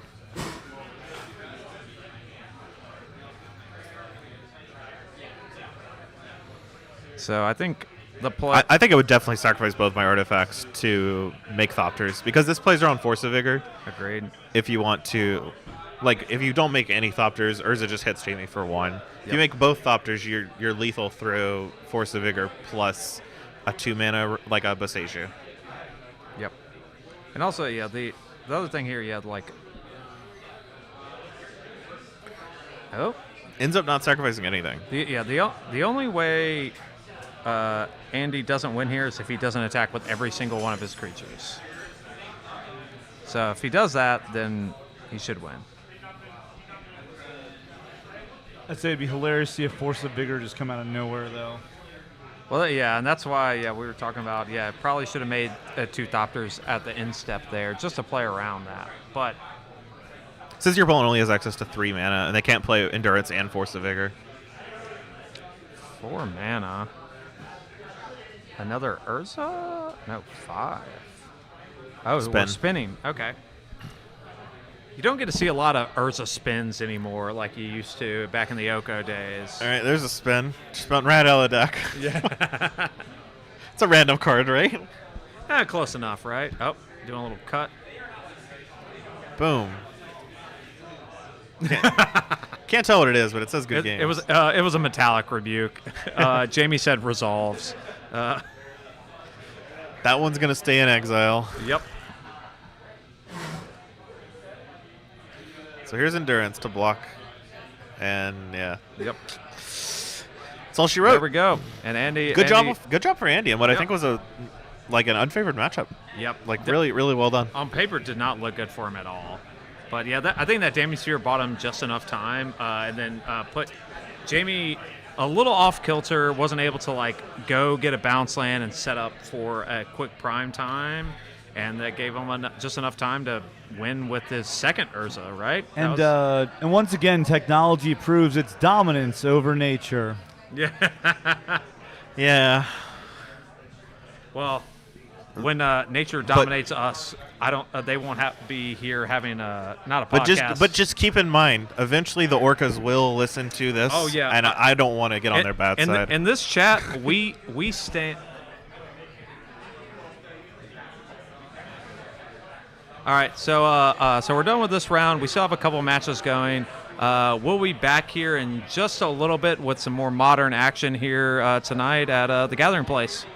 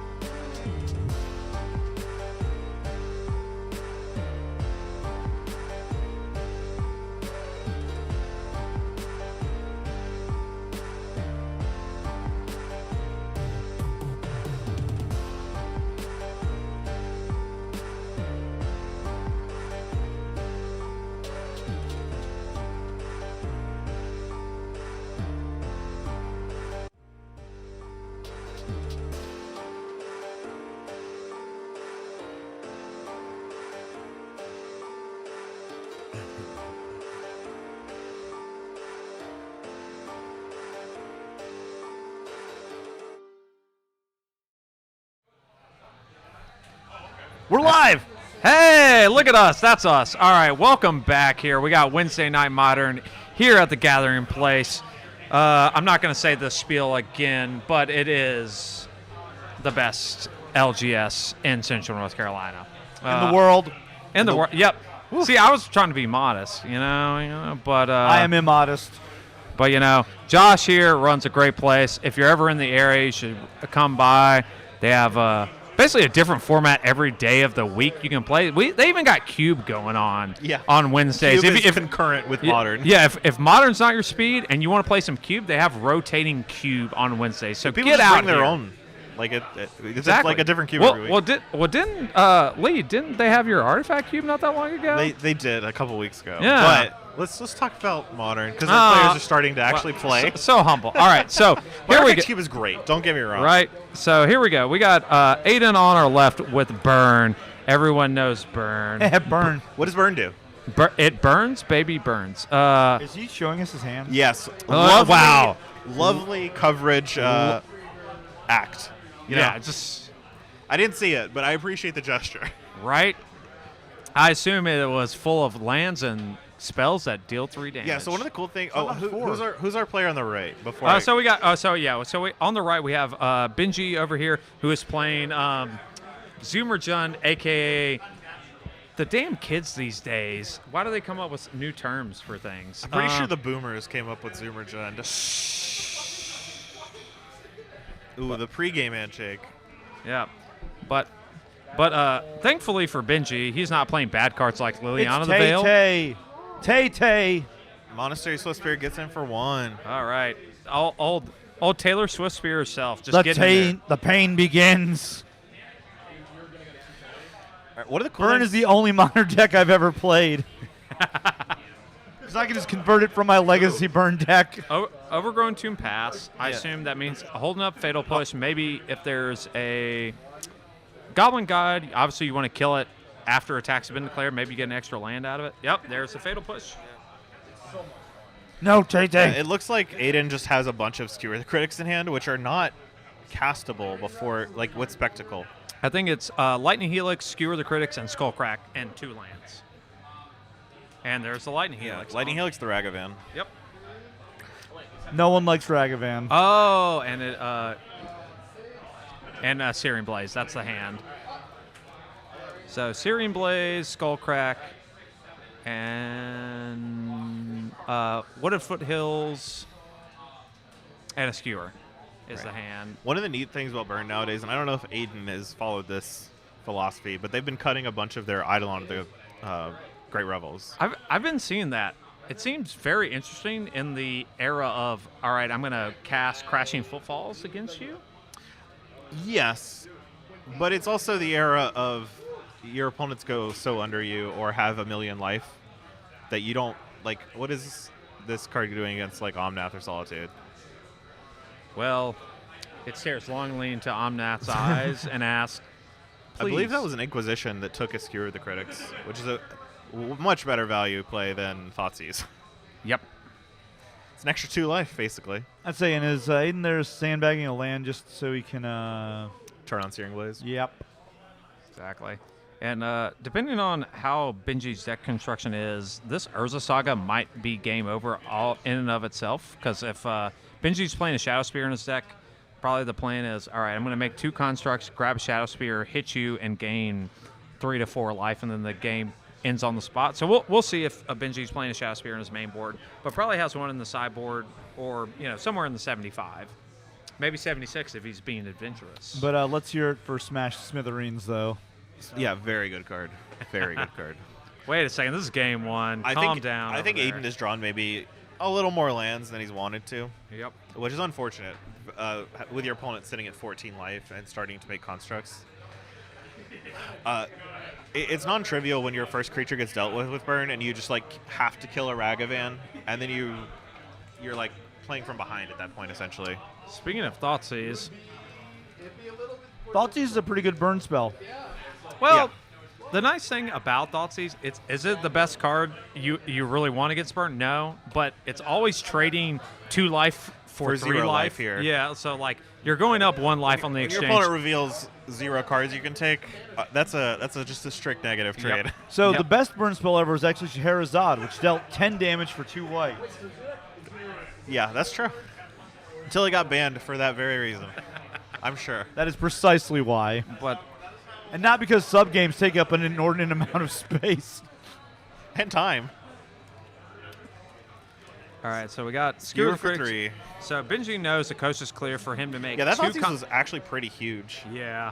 Doesn't have to worry about his construct dying, so he can just safely probably make at least 1 construct, maybe 2 if he has the 5th land, and then grab a Shadow Spear, equip it, attack for at least 4, and then gaining 4 on this board state is basically game over. But if Benji does not have Shadow Spear, I think the clock very rapidly tilts in Aiden's favor. Yeah. Because now Benji cannot crack a fetch land for fear of just dying to Boros Charm.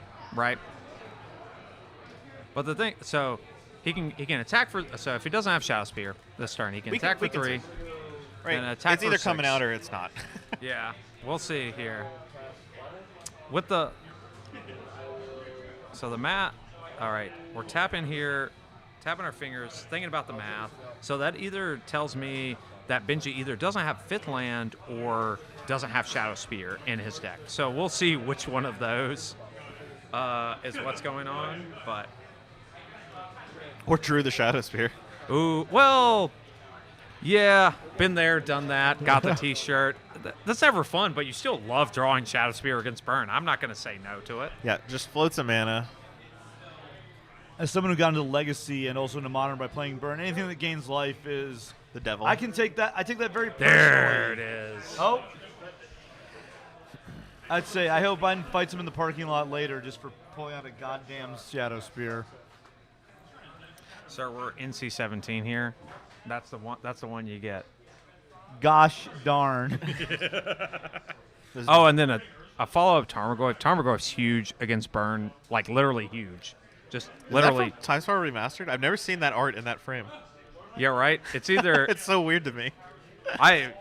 Honestly, I still can't get used to any of the new Tarmogoyf arts. But That's that one's an old art. That's the old art, but in that weird frame. It's The normal frame? Let's see. We have a comment here in the chat saying Burn is legitimately the one deck I want to play in Modern, regardless of the current meta. Yeah. I enjoy the head empty bolt. Oh, yeah. Goblin guide. Oh, something. Burn's great. Like honestly, like a bunch of people. Who just took it? I was. He Not didn't packed it up yeah. because he couldn't beat Shadow Spear. Yeah. Okay. So like Burn, obviously like a bunch of people give crap to Burn, saying a bunch of derogatory things about it, right? Burn's great and also very skill testing. Is it fairly easy to pick up? Yes, but at the same time, Burn and also adjacent aggro decks, you don't have room for error. So if you make one mistake, you're always going to lose, no matter. And sometimes it's like legitimately a good choice. Yes. Like even if you're not, playing to the aces. I remember that Collins Mullen did very well at an SG event. I believe he top 8'd or at least top 16, and didn't realize until like deep in day 2 that he just only had 14 cards in his sideboard. Yeah. Just Well- like only wrote down 14 cards, Well- only had 14 Well, cards. remember when Luris was legal, that the Burn players were having this debate. I'm saying this in quotations. Y'all can't see me, but I'm doing the quotations. The Burn players didn't want to play Luris because that gives them one less sideboard slot. Honestly, Burn is better if you played a 10 card. I think on average, Burn is better if you play a 10 card sideboard than if you play a 15 card sideboard. I think Burn Your gets sideboard worse options fall off like very heavily, quickly. yeah. Very quickly. But the good ones are super good. Yes. Like Smash Smithereens, like we talked about. Very excellent. I'd Smash. say Roiling. I guess Roiling Vortex might be a some. Roiling use Vortex for- is yeah. pretty good, like depending on what you're playing against. Yeah. So like, especially with all the Cascade decks. Alpine Moon. Does that see any love in? not Modern? in Burn. So right now, so Okay. like probably the sideboard options for both. There's not a lot from the Burn side because most of the Burn sideboard cards are very meta dependent, like we were talking about. Rolling Vortex doesn't really do much here. Maybe you could see Aiden bring in what's the pro-red, pro-black creature? Fire Invec, just as a free way that to block every red creature that's played, which is mainly Ragavan, can't die to anything. from Benji's deck, but at the same time, Tarmogoyf and Urza Saga constructs kind of make that a little messy. So, one thing I will say for Roiling Vortex is when that was a joke, I played Legacy Burn in a vintage tournament. Took fourth. Roiling Vortex It's incredible. was the Yeah. Yep. When everyone's playing cards, it costs 0 mana. So, anyways, turn 1 Rolling Vortex, go. Well, all right, game 2. Don't have Force of Will. You got it, buddy. Got 2 mocks in my hand this game. Right? But yeah. I think the more interesting thing is like, all right, what sideboard options do we think come from Benji? The best one I could possibly think of is Weather the Storm. But yeah, but that's you're not going to play Weather the Storm in Yeah. today's Modern. Like, Burn is not that popular that you just are willing to Weather the Storm. So, I don't know that we're necessarily going to see Weather the Storm. Yeah. I would Hey, we're on imagine TV. just like random cards coming, like Endurance or whatever. Right? So yeah, like probably we're gonna see any life gain cards that are available. Maybe as far out as Weather the Storm, as maybe slightly less far out Collective Brutality. Doesn't see a lot of play in Modern anymore, but it's an option. And then like Lee you were saying, Endurance as a flash 3/4. Yeah, like you just have cards that Yeah. you want to put on the board as early as possible. You can't Exactly. give Burn like all this time No. to just draw their cards.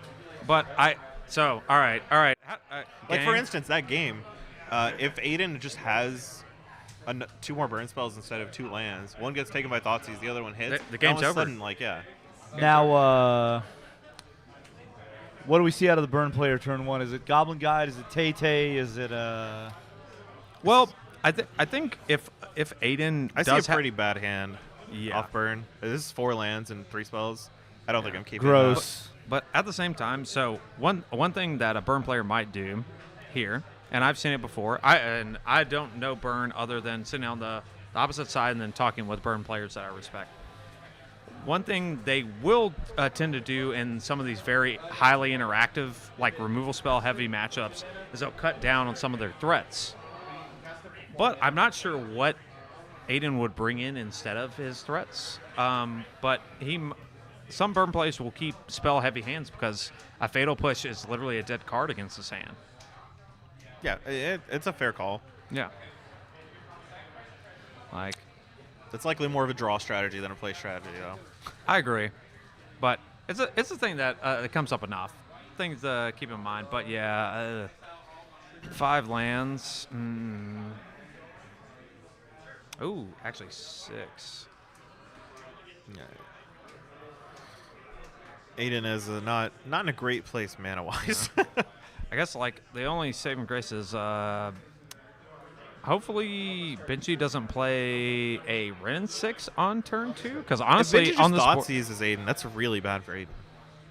None of Yes. these lands are Horizon lands, right? Is there a Sunbake Canyon? I think there was one Sunbay Canyon in hand. Okay, Yes. that's reasonable. You can Yeah. really cycle that one. Yep.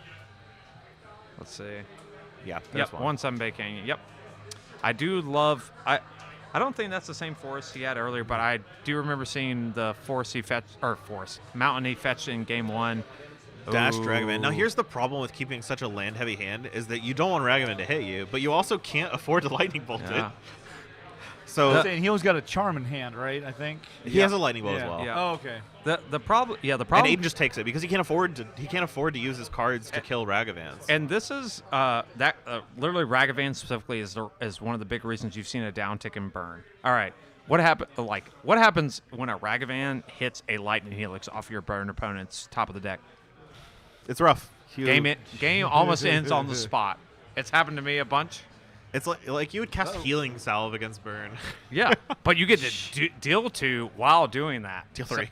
Yeah. Well, you're dealing 5, I guess technically, but with the Ragavan hit. Oh, sure. But yeah, Ragavan's been a big. What's the opposite of a boon? A curse. Yeah. A curse to a burn bane. thing. Yeah, there we go. Yeah, so we're honestly this is a great strategy against burn. Is just keep dashing Ragavan. You never if your burn opponent doesn't have a fetch land up for a landfall Searing Blaze, dashing Ragavan is one of the best strategies you can have against burn when they don't have a board. Like they have trading 1 for 1 with burn. That is is the best thing a you can do. very sexy full art lightning bolt. Yeah. Lightning Bolt just goes upstairs because Aiden just knows what he's about. He's got a Boros Charm. He needs another 3 damage spell. That's 7 damage. Yep. So if he can draw a 3 damage spell, the game could just be over. I think he's done it too. I think no, it's a Smash to Smithereens in hand. I think. Is there no Boros Charm in hand? Is No, it I Smash? think it's a land Smash to Smithereens from the look of it. So. Okay. So weird inflection point, right? So the treasure you don't want to smash to smithereens. Agreed. Yep. You can It's, but if Benji wants to make this Urza Saga construct, that gives oh no. I think you want to smash the smithereens of that, though. Yep. I'm like pretty confident. Yep. that you want to smash the smithereens of that. Sick. But also at the same time, so what are our card types in the graveyard? How big It's is not this? 15. I can tell you that. That's true. So Let's say, how big can a Tarmogoyf get with the introduction of battles? it can get up to a 9-10, but Okay. neither of these decks play tribal or battle, so the biggest it can get to is a 7-8.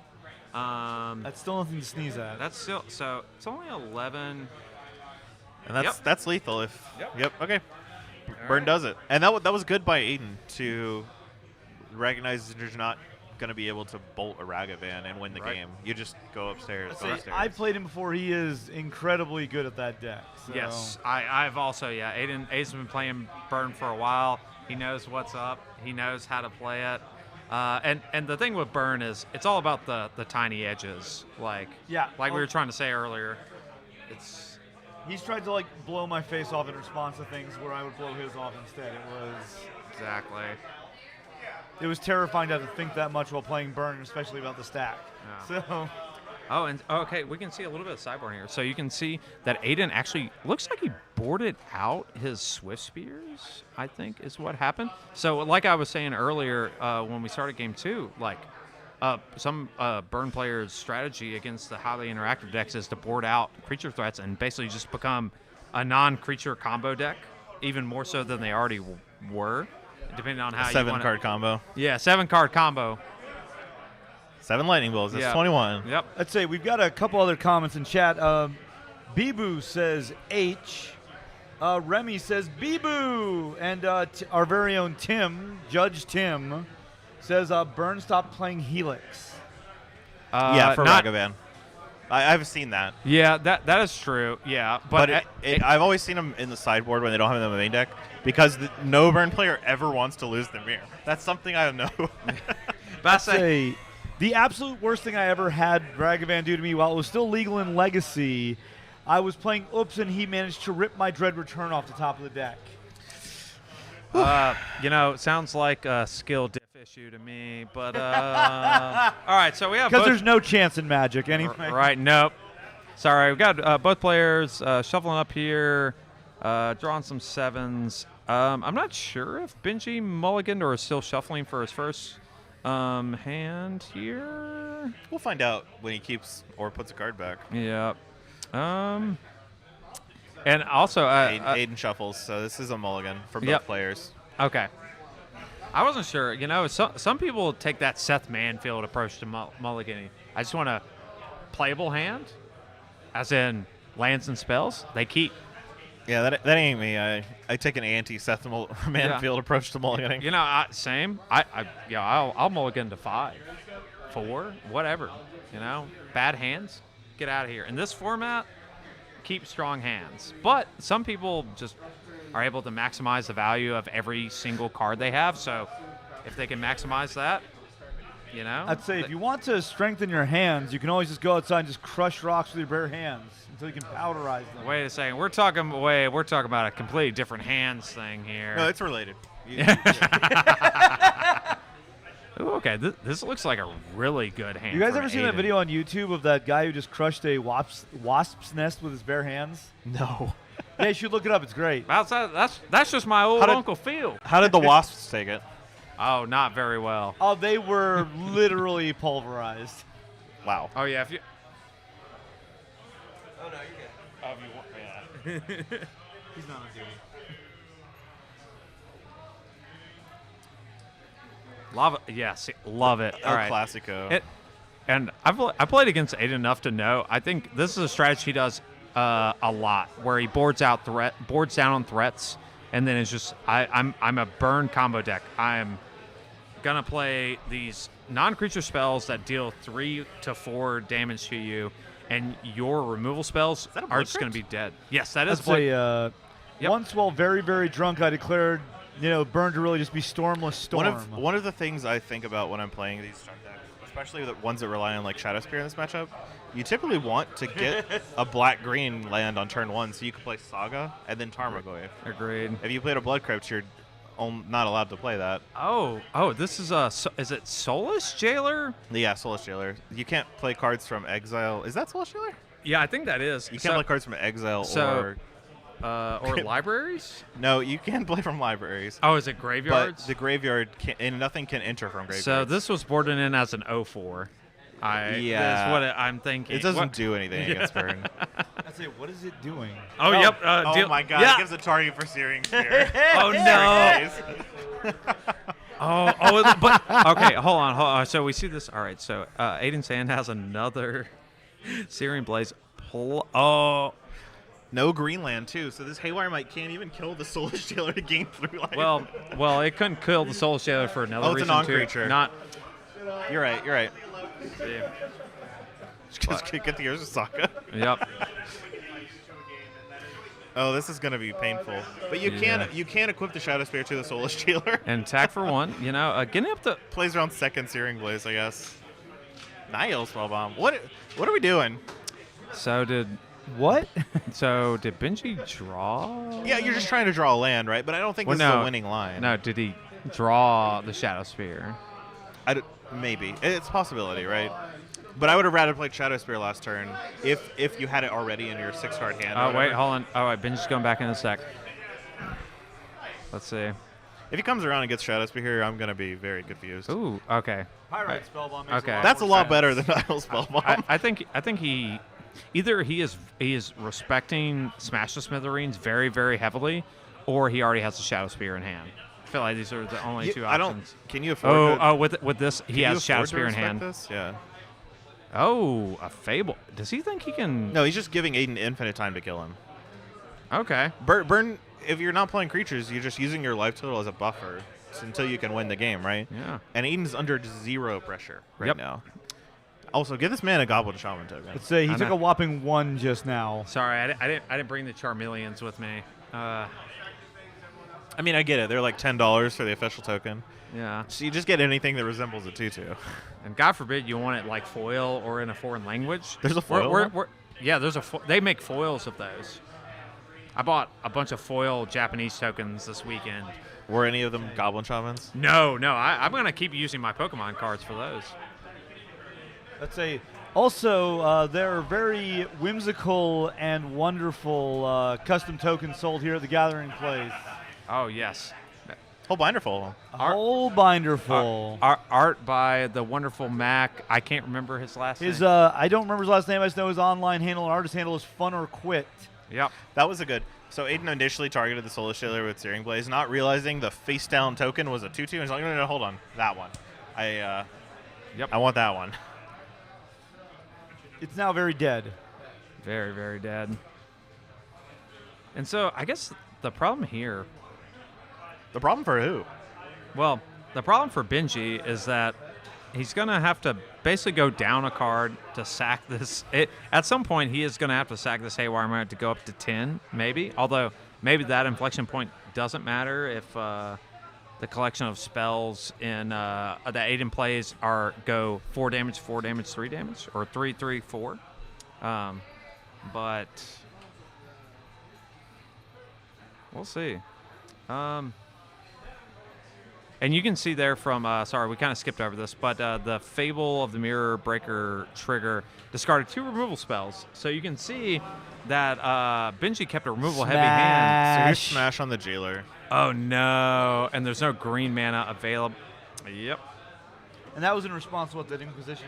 Yes. Yeah. This and was that an Overgrown tomb that was tapped? Is that land?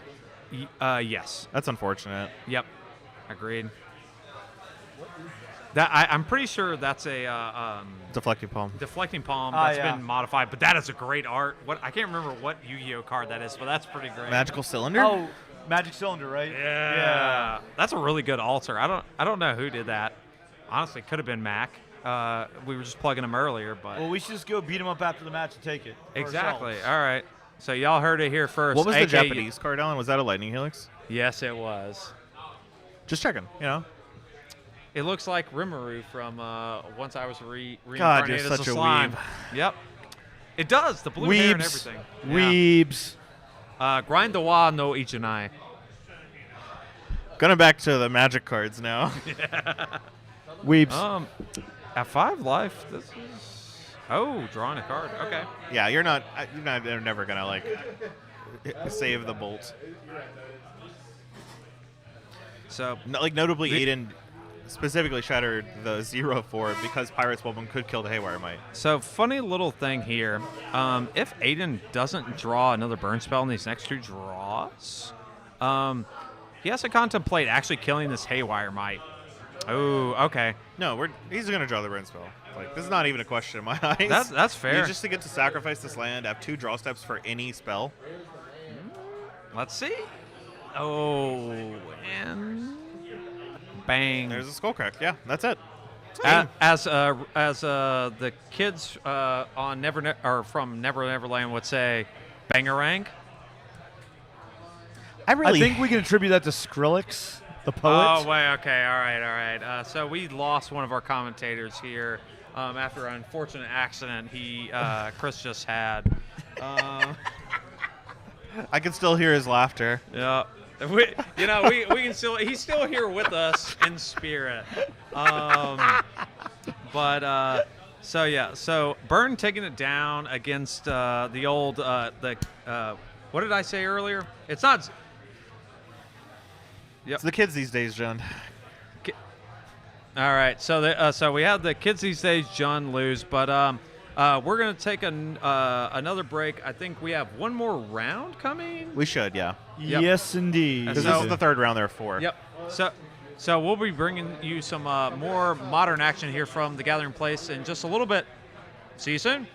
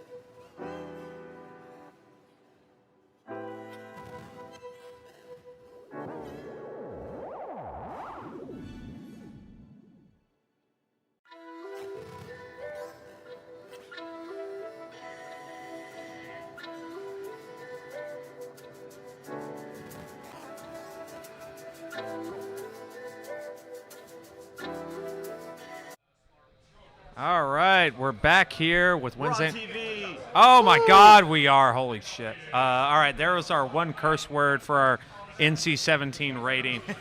So, anyways, all right, we're back Don't here. use the F word yet. Sir, You have to calm save down. it. This is a Christian Minecraft stream, but it's No, it's not. I don't Oh know. wow, we're already into it. I know. They're So gaming. on the left, we've You know, got just- Jesse. I was about to say, I want to that playmat on the right though. Oh, it's great. Yep, I'm feeling it sting. I'm gonna close my eyes at night and see that in my nightmares. Just gonna, I'm gonna see it in my dreams. and I'm just gonna pretend Chris didn't have that terrible pun. So on our left, we've got Jesse playing Domain Zoo, starting off with a Ragavan. And on the right, we've got Kevin on Elishmentals, Hell yeah. which was written down by the player. So I have to say that I have to say the name. Yeah. 4-color Elishmentals, of course. I'd say now, did he like write that on purpose, or is his handwriting just drunk? So, It could go either way. Alec Mentals. You know that The rest of the words are too neat for that. right? You know, if he really meant it, if he wasn't drunk and really meant it, he would just call it 4-color mommy. But you know, So that's just me. 4-color may be a bit of a misnomer because there are leyline bindings and Zagoth Triome to provide the swamp. Oh. Speaking of Zegatron, Yeah, that's oh, what. speaking of mommy, What? there's a Ellisnorn in Kevin's hand.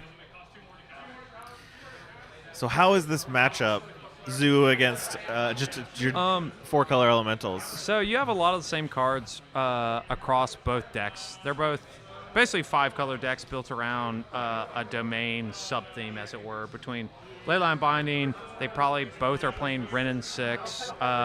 Maybe Omnath on Jesse's side, but definitely on Kevin's side. But the real thing is, it's basically, all right, both of these 4-color packages. All right, and one's going more on the aggressive end, and one's going on the more mid-range or control end. So Jesse here is going to have Did to he get shock? under. Yes. Yeah, Oh, yeah. life totals haven't changed because Yeah. the players are not used to this. And But now- keep in mind, Jesse is at 18. To also Kevin's 18. Actually, 16. It was a fetch shock. It was a Zagoth Yeah, you're fetch right, and Zagoth and a fetch shock on Sacred Foundry. Maybe if we're clever, maybe we get the players to adjust Yeah. their life totals for us. Yep. But we'll have to see. Play it by know, ear. You never know with these Maybe they'll get a message from on high. players these days. You never know. They're just unwieldy. Now keep in mind, Jesse does have Tribal Flames as his end game that he's pushing towards, which is just 2 mana, 5 damage with Domain. A very huge amount of damage for one Right. card. So if Kevin gets to a low enough life total here, and gets a little loose, gets to a multiple of 5, either probably 10 or less, then the game could just end very simply with double Tribal Flames Yes. on back-to-back turns. But Omnath kind of makes that a little dicey. Ren and 6 gets taken down by a Lightning Bolt there. Jesse just chooses to take it off the table. I think that he has another Ragavan in hand even. And draw this turn from Kevin was another Elishnorn. Yeah. Oh, sweet. Awesome. All right, so we got life totals updated here. We got 16 to 17. It's very at a powerful 5 loyalty. Wow, not even played off of a delightful Delighted halfling? Halfling. Yeah, there we go. Wow. See, Modern didn't even change. Lotor didn't even do anything. Well, the set is relatively new, and for what it's worth, I do think the 4-color deck does want access to the Wandering. I agree. You know what it ramps into that's uncounterable? Tell me. The One Ring. Oh, you mean the Delighted Halfling ramps into it? Oh, yeah, sorry. The See- Delight Halfling ramps into the One Do Ring. you guys know how to say One Ring in the Dark Speech of Mordor? I do not. No, please. Ashnazg. Is that one of the altars? Because they've missed How an opportunity. dare you? Yeah, that's not polite Wow, how speech. dare you talk about my mother like that? We've got another Sauron on our hands here. So we got a fetch Xander's Lounge here. So assuming there will be, this Wooded Foothills will assume grab some sort of forest combination Shockland. Yeah, that's see. a good call there. You know, this is why y'all have me here for this excellent analysis. Yeah, this could be, if Jesse has the Ragavan in hand, this could be a dashed Ragavan and something else. Yep. It just kind of depends what the hand looks like. We have a fetch Stomping Grounds, 1 mana. Might be another. Ooh, So Leyline Binding the Teferi. Very reasonable, because Teferi's extremely annoying. So, And Kavu, Territorial Kavu. what's interesting, speaking about the Rings of Power, is that the dwarves didn't really fall under the sway of Sauron, most because dragons ate most of their rings. Yeah. Well, what do you do when a dragon eats your ring? What are you just going to be like, hey, dragon, I kind of need that ring back? Yeah, but just imagine if Sauron had got the dragons, you know? Yeah. Oh, all right. We got, speaking of random nonsense, so instead of dueling banjos here, we have dueling leyline bindings. Which will undoubtedly bounce the Territorial Kavu back to Jesse's hand. Yep. Is one weakness of the Zoo deck. Generally, it leans on very powerful, literally powerful, two drops that have a bunch of power. However, it doesn't have a lot of one drops that can trade effectively, basically with the uptick or the downtick on Teferi. So To be fair, there's not a lot of cards that's true for. it's true. Like this deck does play Wild Nikado and Ragavan, but you only have so many cards you can play before you have to actually get hard-hitting cards in your deck, like Scion of Draco or Tribal Flames, stuff like that. I'm interested to see here if Jesse has the second leyline binding, so we can do the whole, cascading effects of things. So I hit your leyline binding, that hits my leyline binding, then I get your Teferi. Ah, no, boring. Just Boo. redeploy the Kavu. Boo. Ooh, okay. Interesting. And then a Tarmogoyf, So we need maybe? Another Go one. another Kavu. Yep, we needed the other green. Yep. So double Kavu. Yep. So Dope. have 10 power on board. It's very threatening. It's interesting to see what could Kevin have been passing with up, because he has 1 green mana from the Boseiju. Well, he just missed a land drop, right? He was on the draw, I think. No. Right? Oh, okay. You can't run in 6 Ragavan on the draw. Oh, yeah, you're right. All right. See, and this is why we got Lee here, keeping us correct. I'm glad someone's paying attention. Ooh, we got a reader. There is a lot of text on Terra. Say, reading the card explains the card. But- Unless the card's in a language you can't read. Not that Well- one, though. That one's English. Well, I don't know if you could read English. I'm sorry for assuming that. Yeah, wow. How dare you? I can only read The black speech from Yeah, Mordor. the black speech. There we go. I only look at Magic cards as like game objects that have no other thing that I have to think about. That's why I always buy foreign language cards. It's just a game object. I don't know. I already know what it does. I think Kevin is trying to figure out how to cast Omnath. I think that's what this careful counting of mana is. With a Zagoth Triumph, a Boseiju, and a Sacred Foundry, you have to get a white source or a red source. So if he's going for the Omnath, obviously he'll get a draw card. Hopefully he has a white card plus a Solitude, because if not, 1 symbol Tribal Flames just allows... Just tens you. Yeah, it just tends you. It is likely that there's something going on, Yeah, because and- you don't have a handful of spells and not be able to do anything. Right. Ooh, okay. All right. Fetch and Shock for the Hallowed Fountain. Yeah. Yeah, I'm sure Omnath's coming. It could be the One Ring, though, Lee. It could I don't be. think the One Ring does a lot here. Gives you protection. That's true, actually. Yeah, it does Yeah, do that. If Ox for a turn. Makes him invincible. But it's an Omnath instead. Draws a card. No land drop available for Kevin. He did miss a land drop last turn, so he's not going to be able to play a land here from Omnath. And unfortunately, just because Omnath does a really, really good Jeb Bush impression, he is not everywhere. No.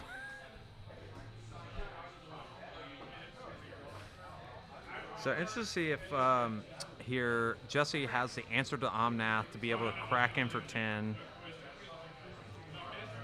Doesn't seem like it, all right. Does Omnath even trump block? I mean, you go to 3 and you die to Tribal Flame, so you would probably. I mean, yeah, you die to Tribal Flames. I assume Jesse's deck is playing Lightning Bolts. Yeah, a Lightning Bolt is already cast this game.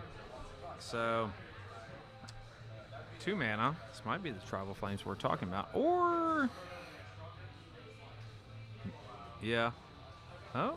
A Leyline Binding would do it too. Obviously not with this set of mana. Ooh, so they get trample. Yes. Okay. So this gets an extra damage in. So this will be an attack for 6. What is the red ability? Trample is the green strike. ability. First strike? I believe it is first strike. They're just never dying in combat. Yeah. That's what I hear. If that's the danger. Never. Oh, they weren't dying anyway because they're 5/5s, but they're definitely not dying now. Oh. Yep. So we looks like we have a Pitchcast Solitude here. Yeah, of course. Yep. Interesting to do it now. Might just be someone's read Sign of Draco a few too many times and forgot that only the blue ability is hexproof. But Yeah. you know, the blue ability also never comes up because you can't play blue creatures with Sign of Draco. Yeah, but I said literally the only blue creature that's even reasonable would be Omnath, but they're not playing Omnath. And he swings. Let's see. I assume the trigger will be to rummage instead of Yeah, exile. almost certainly. Exiling does not do anything. Yep. Yeah, I'm not sure if Kevin's on. So we know he's playing 2 Elishnorns, but it's interesting. Is he playing at least a one of Eternal Witness? That would be the only reason to target the graveyard, but seems kind of a little loose in my opinion. Oh, that's the bad McConnell. Its power is equal to domain. The Neshoba Brawler. Yes, thank you. But it has trample. It does have trample. That thing's a 5/3. Thanks to Scion of Draco, right? Yeah. See? Yeah, it's a 5/3 with trample, double trample. So that means nothing. It just has trample. But Sadly, multiple instances of trample are redundant. Them's the break sometimes. I know. Ooh. So a land drop, but not a fetch land. So that's just good for 4 life. The worst breeding pool. Which we got to mark on the app, guys. Come on. Yeah, you're on coverage. Come on. Come on. Broadcasters are people too. Please help us. I get it because I also write in a pad a lot, and I just don't adjust my opponent's life tracker at all. So I get the instinct. We're even going down in life now. Ooh, all right. Oh, yeah, they're getting it. They're getting it. I don't know if we're on the right life tools, but it's fine. Progress, I don't think Slow but Jesse surely. gained 4 life from his opponent's Omnath, right? Well, not with that attitude. The Shoba Ball are still White Lands ball triggers? That's a very niche application. Oh, It's a Hardcast Umami. Fury. That's the kind of flavor I want. Hardcast Elishnorn, okay. Mother. Is that the Phyrexian version? Yes. Well, at least no, that one's no, we it's can just read it. normal. Never mind. Yeah, we can. I can read either one. There are very interesting grammars of Phyrexian you can find across the internet. The work that's been done is pretty It's friggin' really cool. good, yeah. I say this to someone with a linguistics degree. It's pretty friggin' cool. So That has to be like one of the coolest jobs at WotC, right? Is the Well, they person contracted someone for it. Well, to write the Phyrexian but there's language. someone that's always responsible for maintaining the language, the Phyrexian language at WotC, right? I don't know. Like if someone's leaving, they basically, all right, They have the Grammary. they have to pass it on to my forefather and his forefather and. So Jesse's lining up attacks here with the 4/7 flyer and a bunch. What's happening right now? Oh, we're rummaging. So just attacking into the Elishnorn, which is a 4/7. So blocks Neshoba Brawler quite well. But Scion Draco obviously has flying. So we're gonna at least get in for 5 here. A Lightning Bolt would be good. Elishnorn would take damage, and then you could trample over the remainder. Exactly. Jesse does have 2 cards in hand. Kevin actually throws the Omnath under the bus as well. So perhaps he is actually a 10. I thought he would be a little higher from Omnath, but Ooh, okay, and no effects here. so Nishiwa Roller just hits the bin, as does Omnath. All right. Then we go Tribal Flames face, Yep. and that's game. That's game. 1 trample from the Kavu and 4 from the Scion puts Kevin at 5, and the last 5 is cleaned up by the Tribal Flames. You know, and that's how you do. You know, burn spell for 5. Pretty good Magic card. Oh, it's very good. Yeah. People have been trying to play Tribal Flames for years and years and years. That's kind of like the whole reason why they even bothered to print Terrasaur, Kavu, and Scion of Draco in the first place. So wait, is he just playing a meme deck then? No. No. Actually, no. Nowadays, it's pretty good. Domain Zoo, while not tier 1, is probably like solidly tier 2. And as a grinding breach player, I am terrified of that Domain Zoo more than almost any other deck that could be in the room. It does a lot of good damage backed up by Stubborn Denial, which is kind of like its place. It's basically the Death Shadow, I guess. It's less control-y than Death Shadow is, but it does so much more damage, more consistently. You don't have to like kill yourself to put cards on the table. Yeah. And also, you get some of the most efficient hello. removal. With the cameras we're on. back. Hey, we're on TV. I know. Sideboarding, I have no idea. Not a clue. Yeah, I'm not sure. Like both players' sideboards, we don't have access to them, but they both have access to basically all 5 colors, Yeah. right?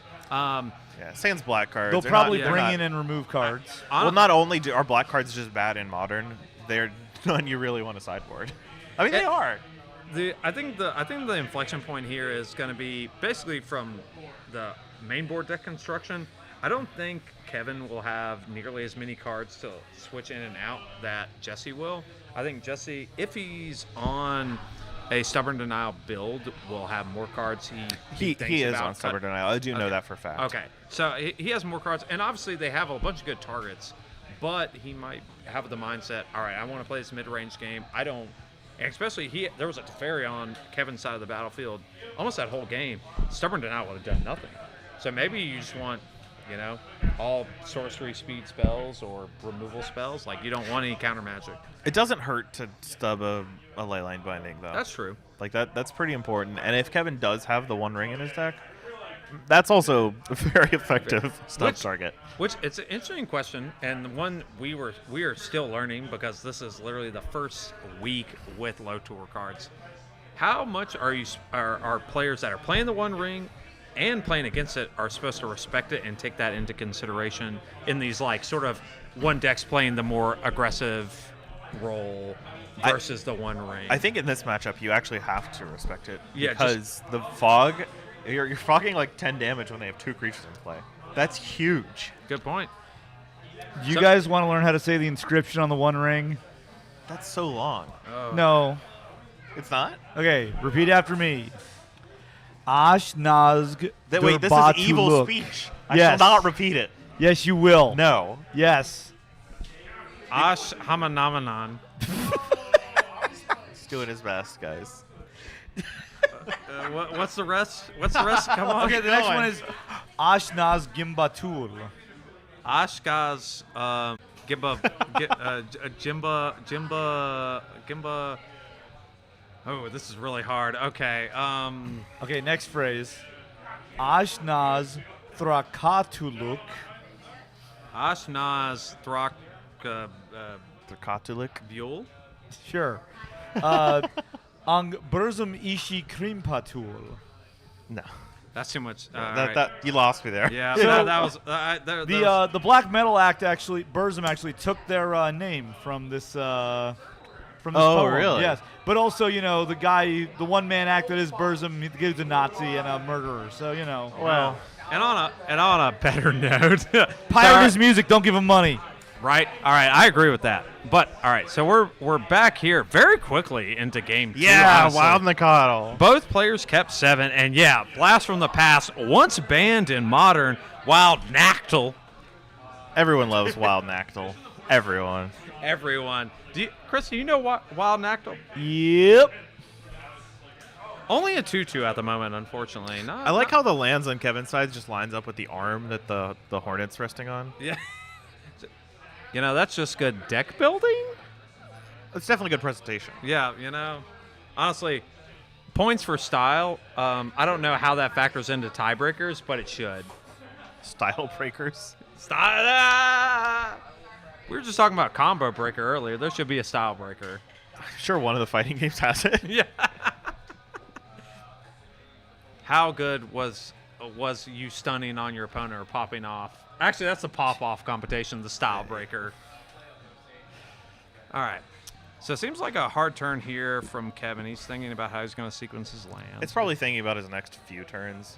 Because turn 2 is usually pretty easy for these decks. Chalice on 1 is actually pretty interesting here. Chalice is a nightmare. I think the actually most important thing it stops is stub and bolt. Yes. The one you've already got a 1-drop in place. That's okay. You got the Nactyl already out. Most of your cards that are like gonna hit the board are 2s and like what 10s. How big is Silent Draco? Yeah, unfortunately, Leyline Binding only will cost 1 mana, but isn't 1 mana worth of.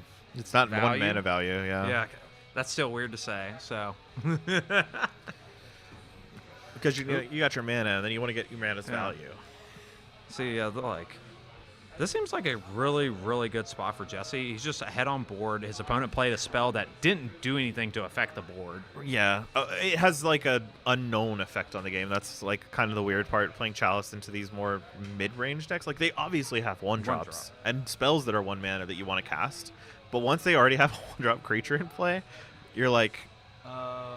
Your card is just already taking away their like notepad, so they'd have to use the phone. It's fine. Smart. That. Look, I will go over there and rob them. I am not above that. It's fine. So right now it's 17. So 17 on both sides. Actually, It's 16. 15 on Jesse, right? Shock fetch. Was it 2? Oh yeah. So it's actually 16 on. Or 15, 16. 15, 16. Yep. You guys are lucky I'm trapped all the way at the end of the booth, and I can't get out there and go rob them.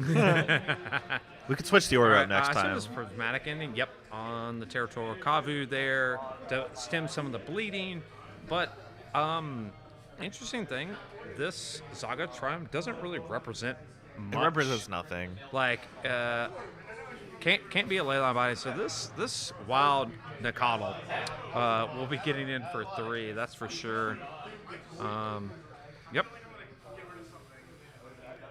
Though Omnath is a huge threat when you can't leverage your 1 mana spells Agreed. due to Chalice, because it just gains so much life. And there goes the app. It's gone now. Oh, no. They'll figure it out. We can be sure the phone is a There we go. Samsung. Oh, There there we we go. Look at there. Good job, Jesse and Kevin. Y'all are crushing it over there, by the way. They had the little like bar that lets you tab between things not like locked, so that's why I got tapped. Okay. Change your phone settings, whoever's phone that is. So interesting to see here what's going to happen. All right. So Jesse here is fetching his 3rd land. I assume will probably be something. So off of Wooded Foothills. You're probably just getting a Triumph that comes with tapped and playing a 2-drop. I don't think there's much you can do On with Chalice 3? on 1. On 3. Like normally you would go 2-drop 1 mana card. Yeah, because I don't know a lot of good 3-drop spells that the Zoo deck usually plays. Right. I think this is Triumph into 2-drop, and there's a Yep. Triumph. Yep. Look at that. Look at. It's like you've played this format before. It's like I played Zoo before. Yeah. Have you? No. Yeah, Not exactly. once. Exactly. All right, get him out of the booth. We have I'd a say- liar here. Zoo's not that hard. You just play creatures and you turn them sideways. Whoa. Hey, Well, you what could if- Tribal Flames them too.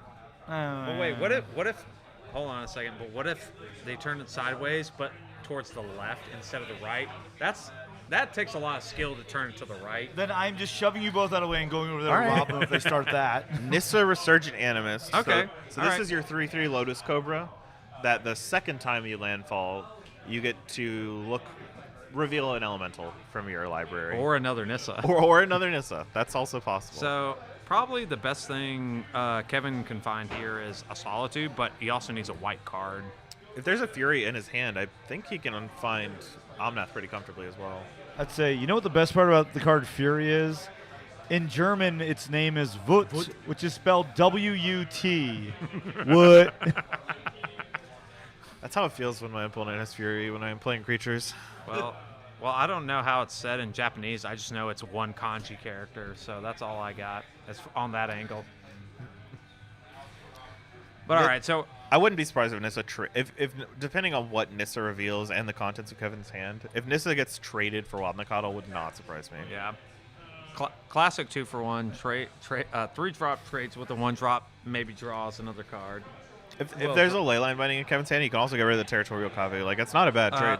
So the problem with that is, so right now there is, it's Atraxa mana. That's the best way I can describe 4 colors. So he has to make sure to get either a Sacred Foundry or a Stomping Ground here to have access to, or no, it has to be Sacred Foundry to have a 1-mana leyline binding.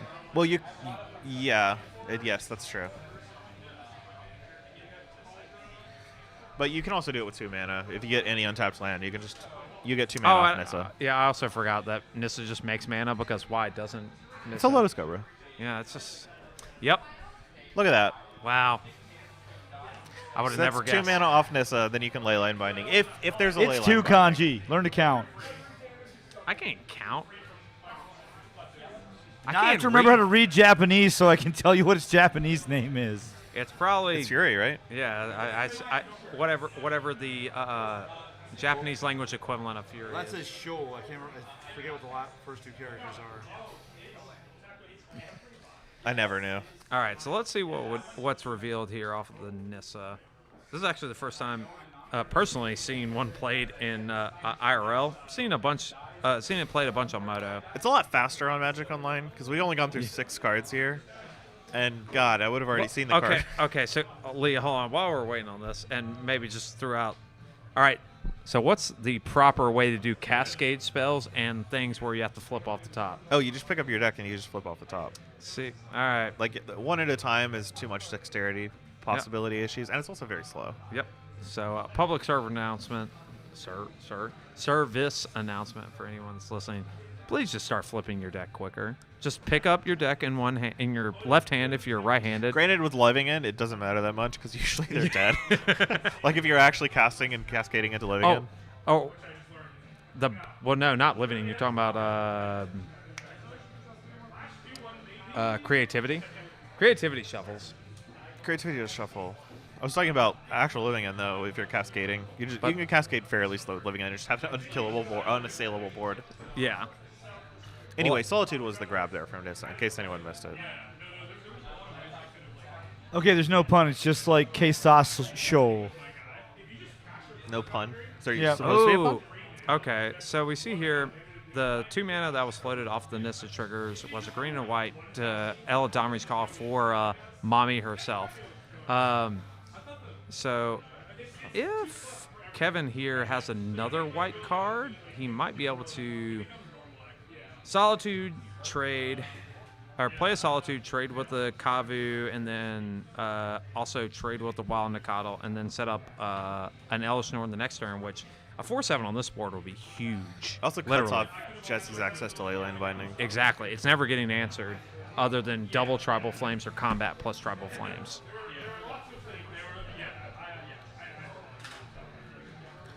Yeah, I wonder how many cards Jesse has that are turned off by the Chalice of the Void. Because we're at the time of the game where you'd expect him to draw a couple. I think it's going to depend on how many, or not the same strokes, but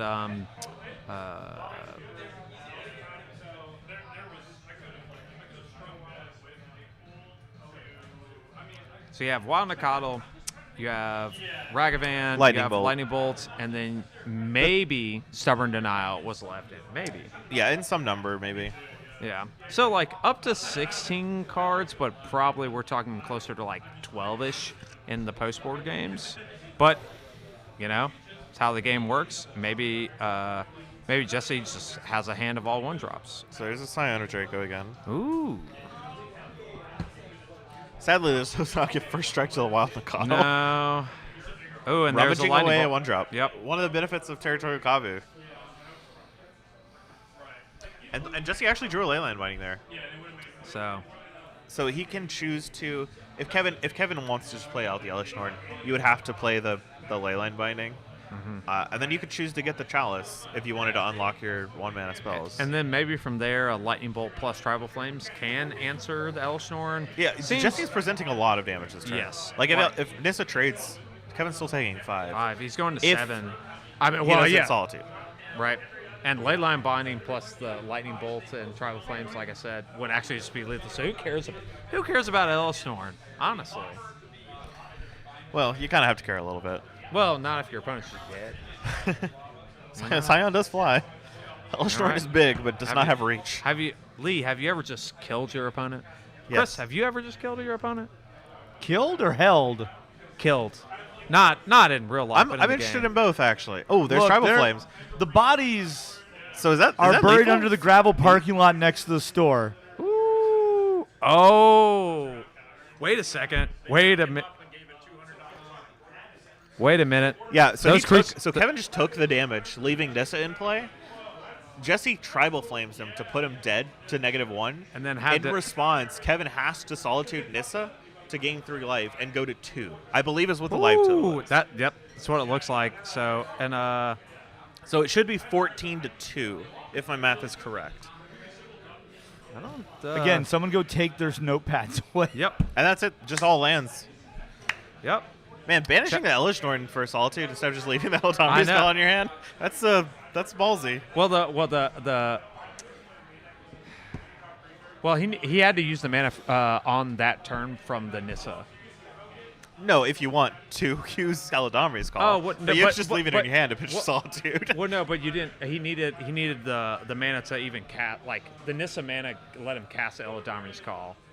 So I'm like he saying could have you left just it in don't hand. He cast just shouldn't have done Eldamri's anything call. as well. Okay, that's fair. Like That- if you're gonna have to have the opportunity to, if you need to cast Solitude that turn, Well- would you rather exile the Elishnorn Well, you just tutored for, or the Eldamri's So I call? think that comes down to, do you think I think it comes down to this question: do you think you're going to have to trade with your Nissa that turn?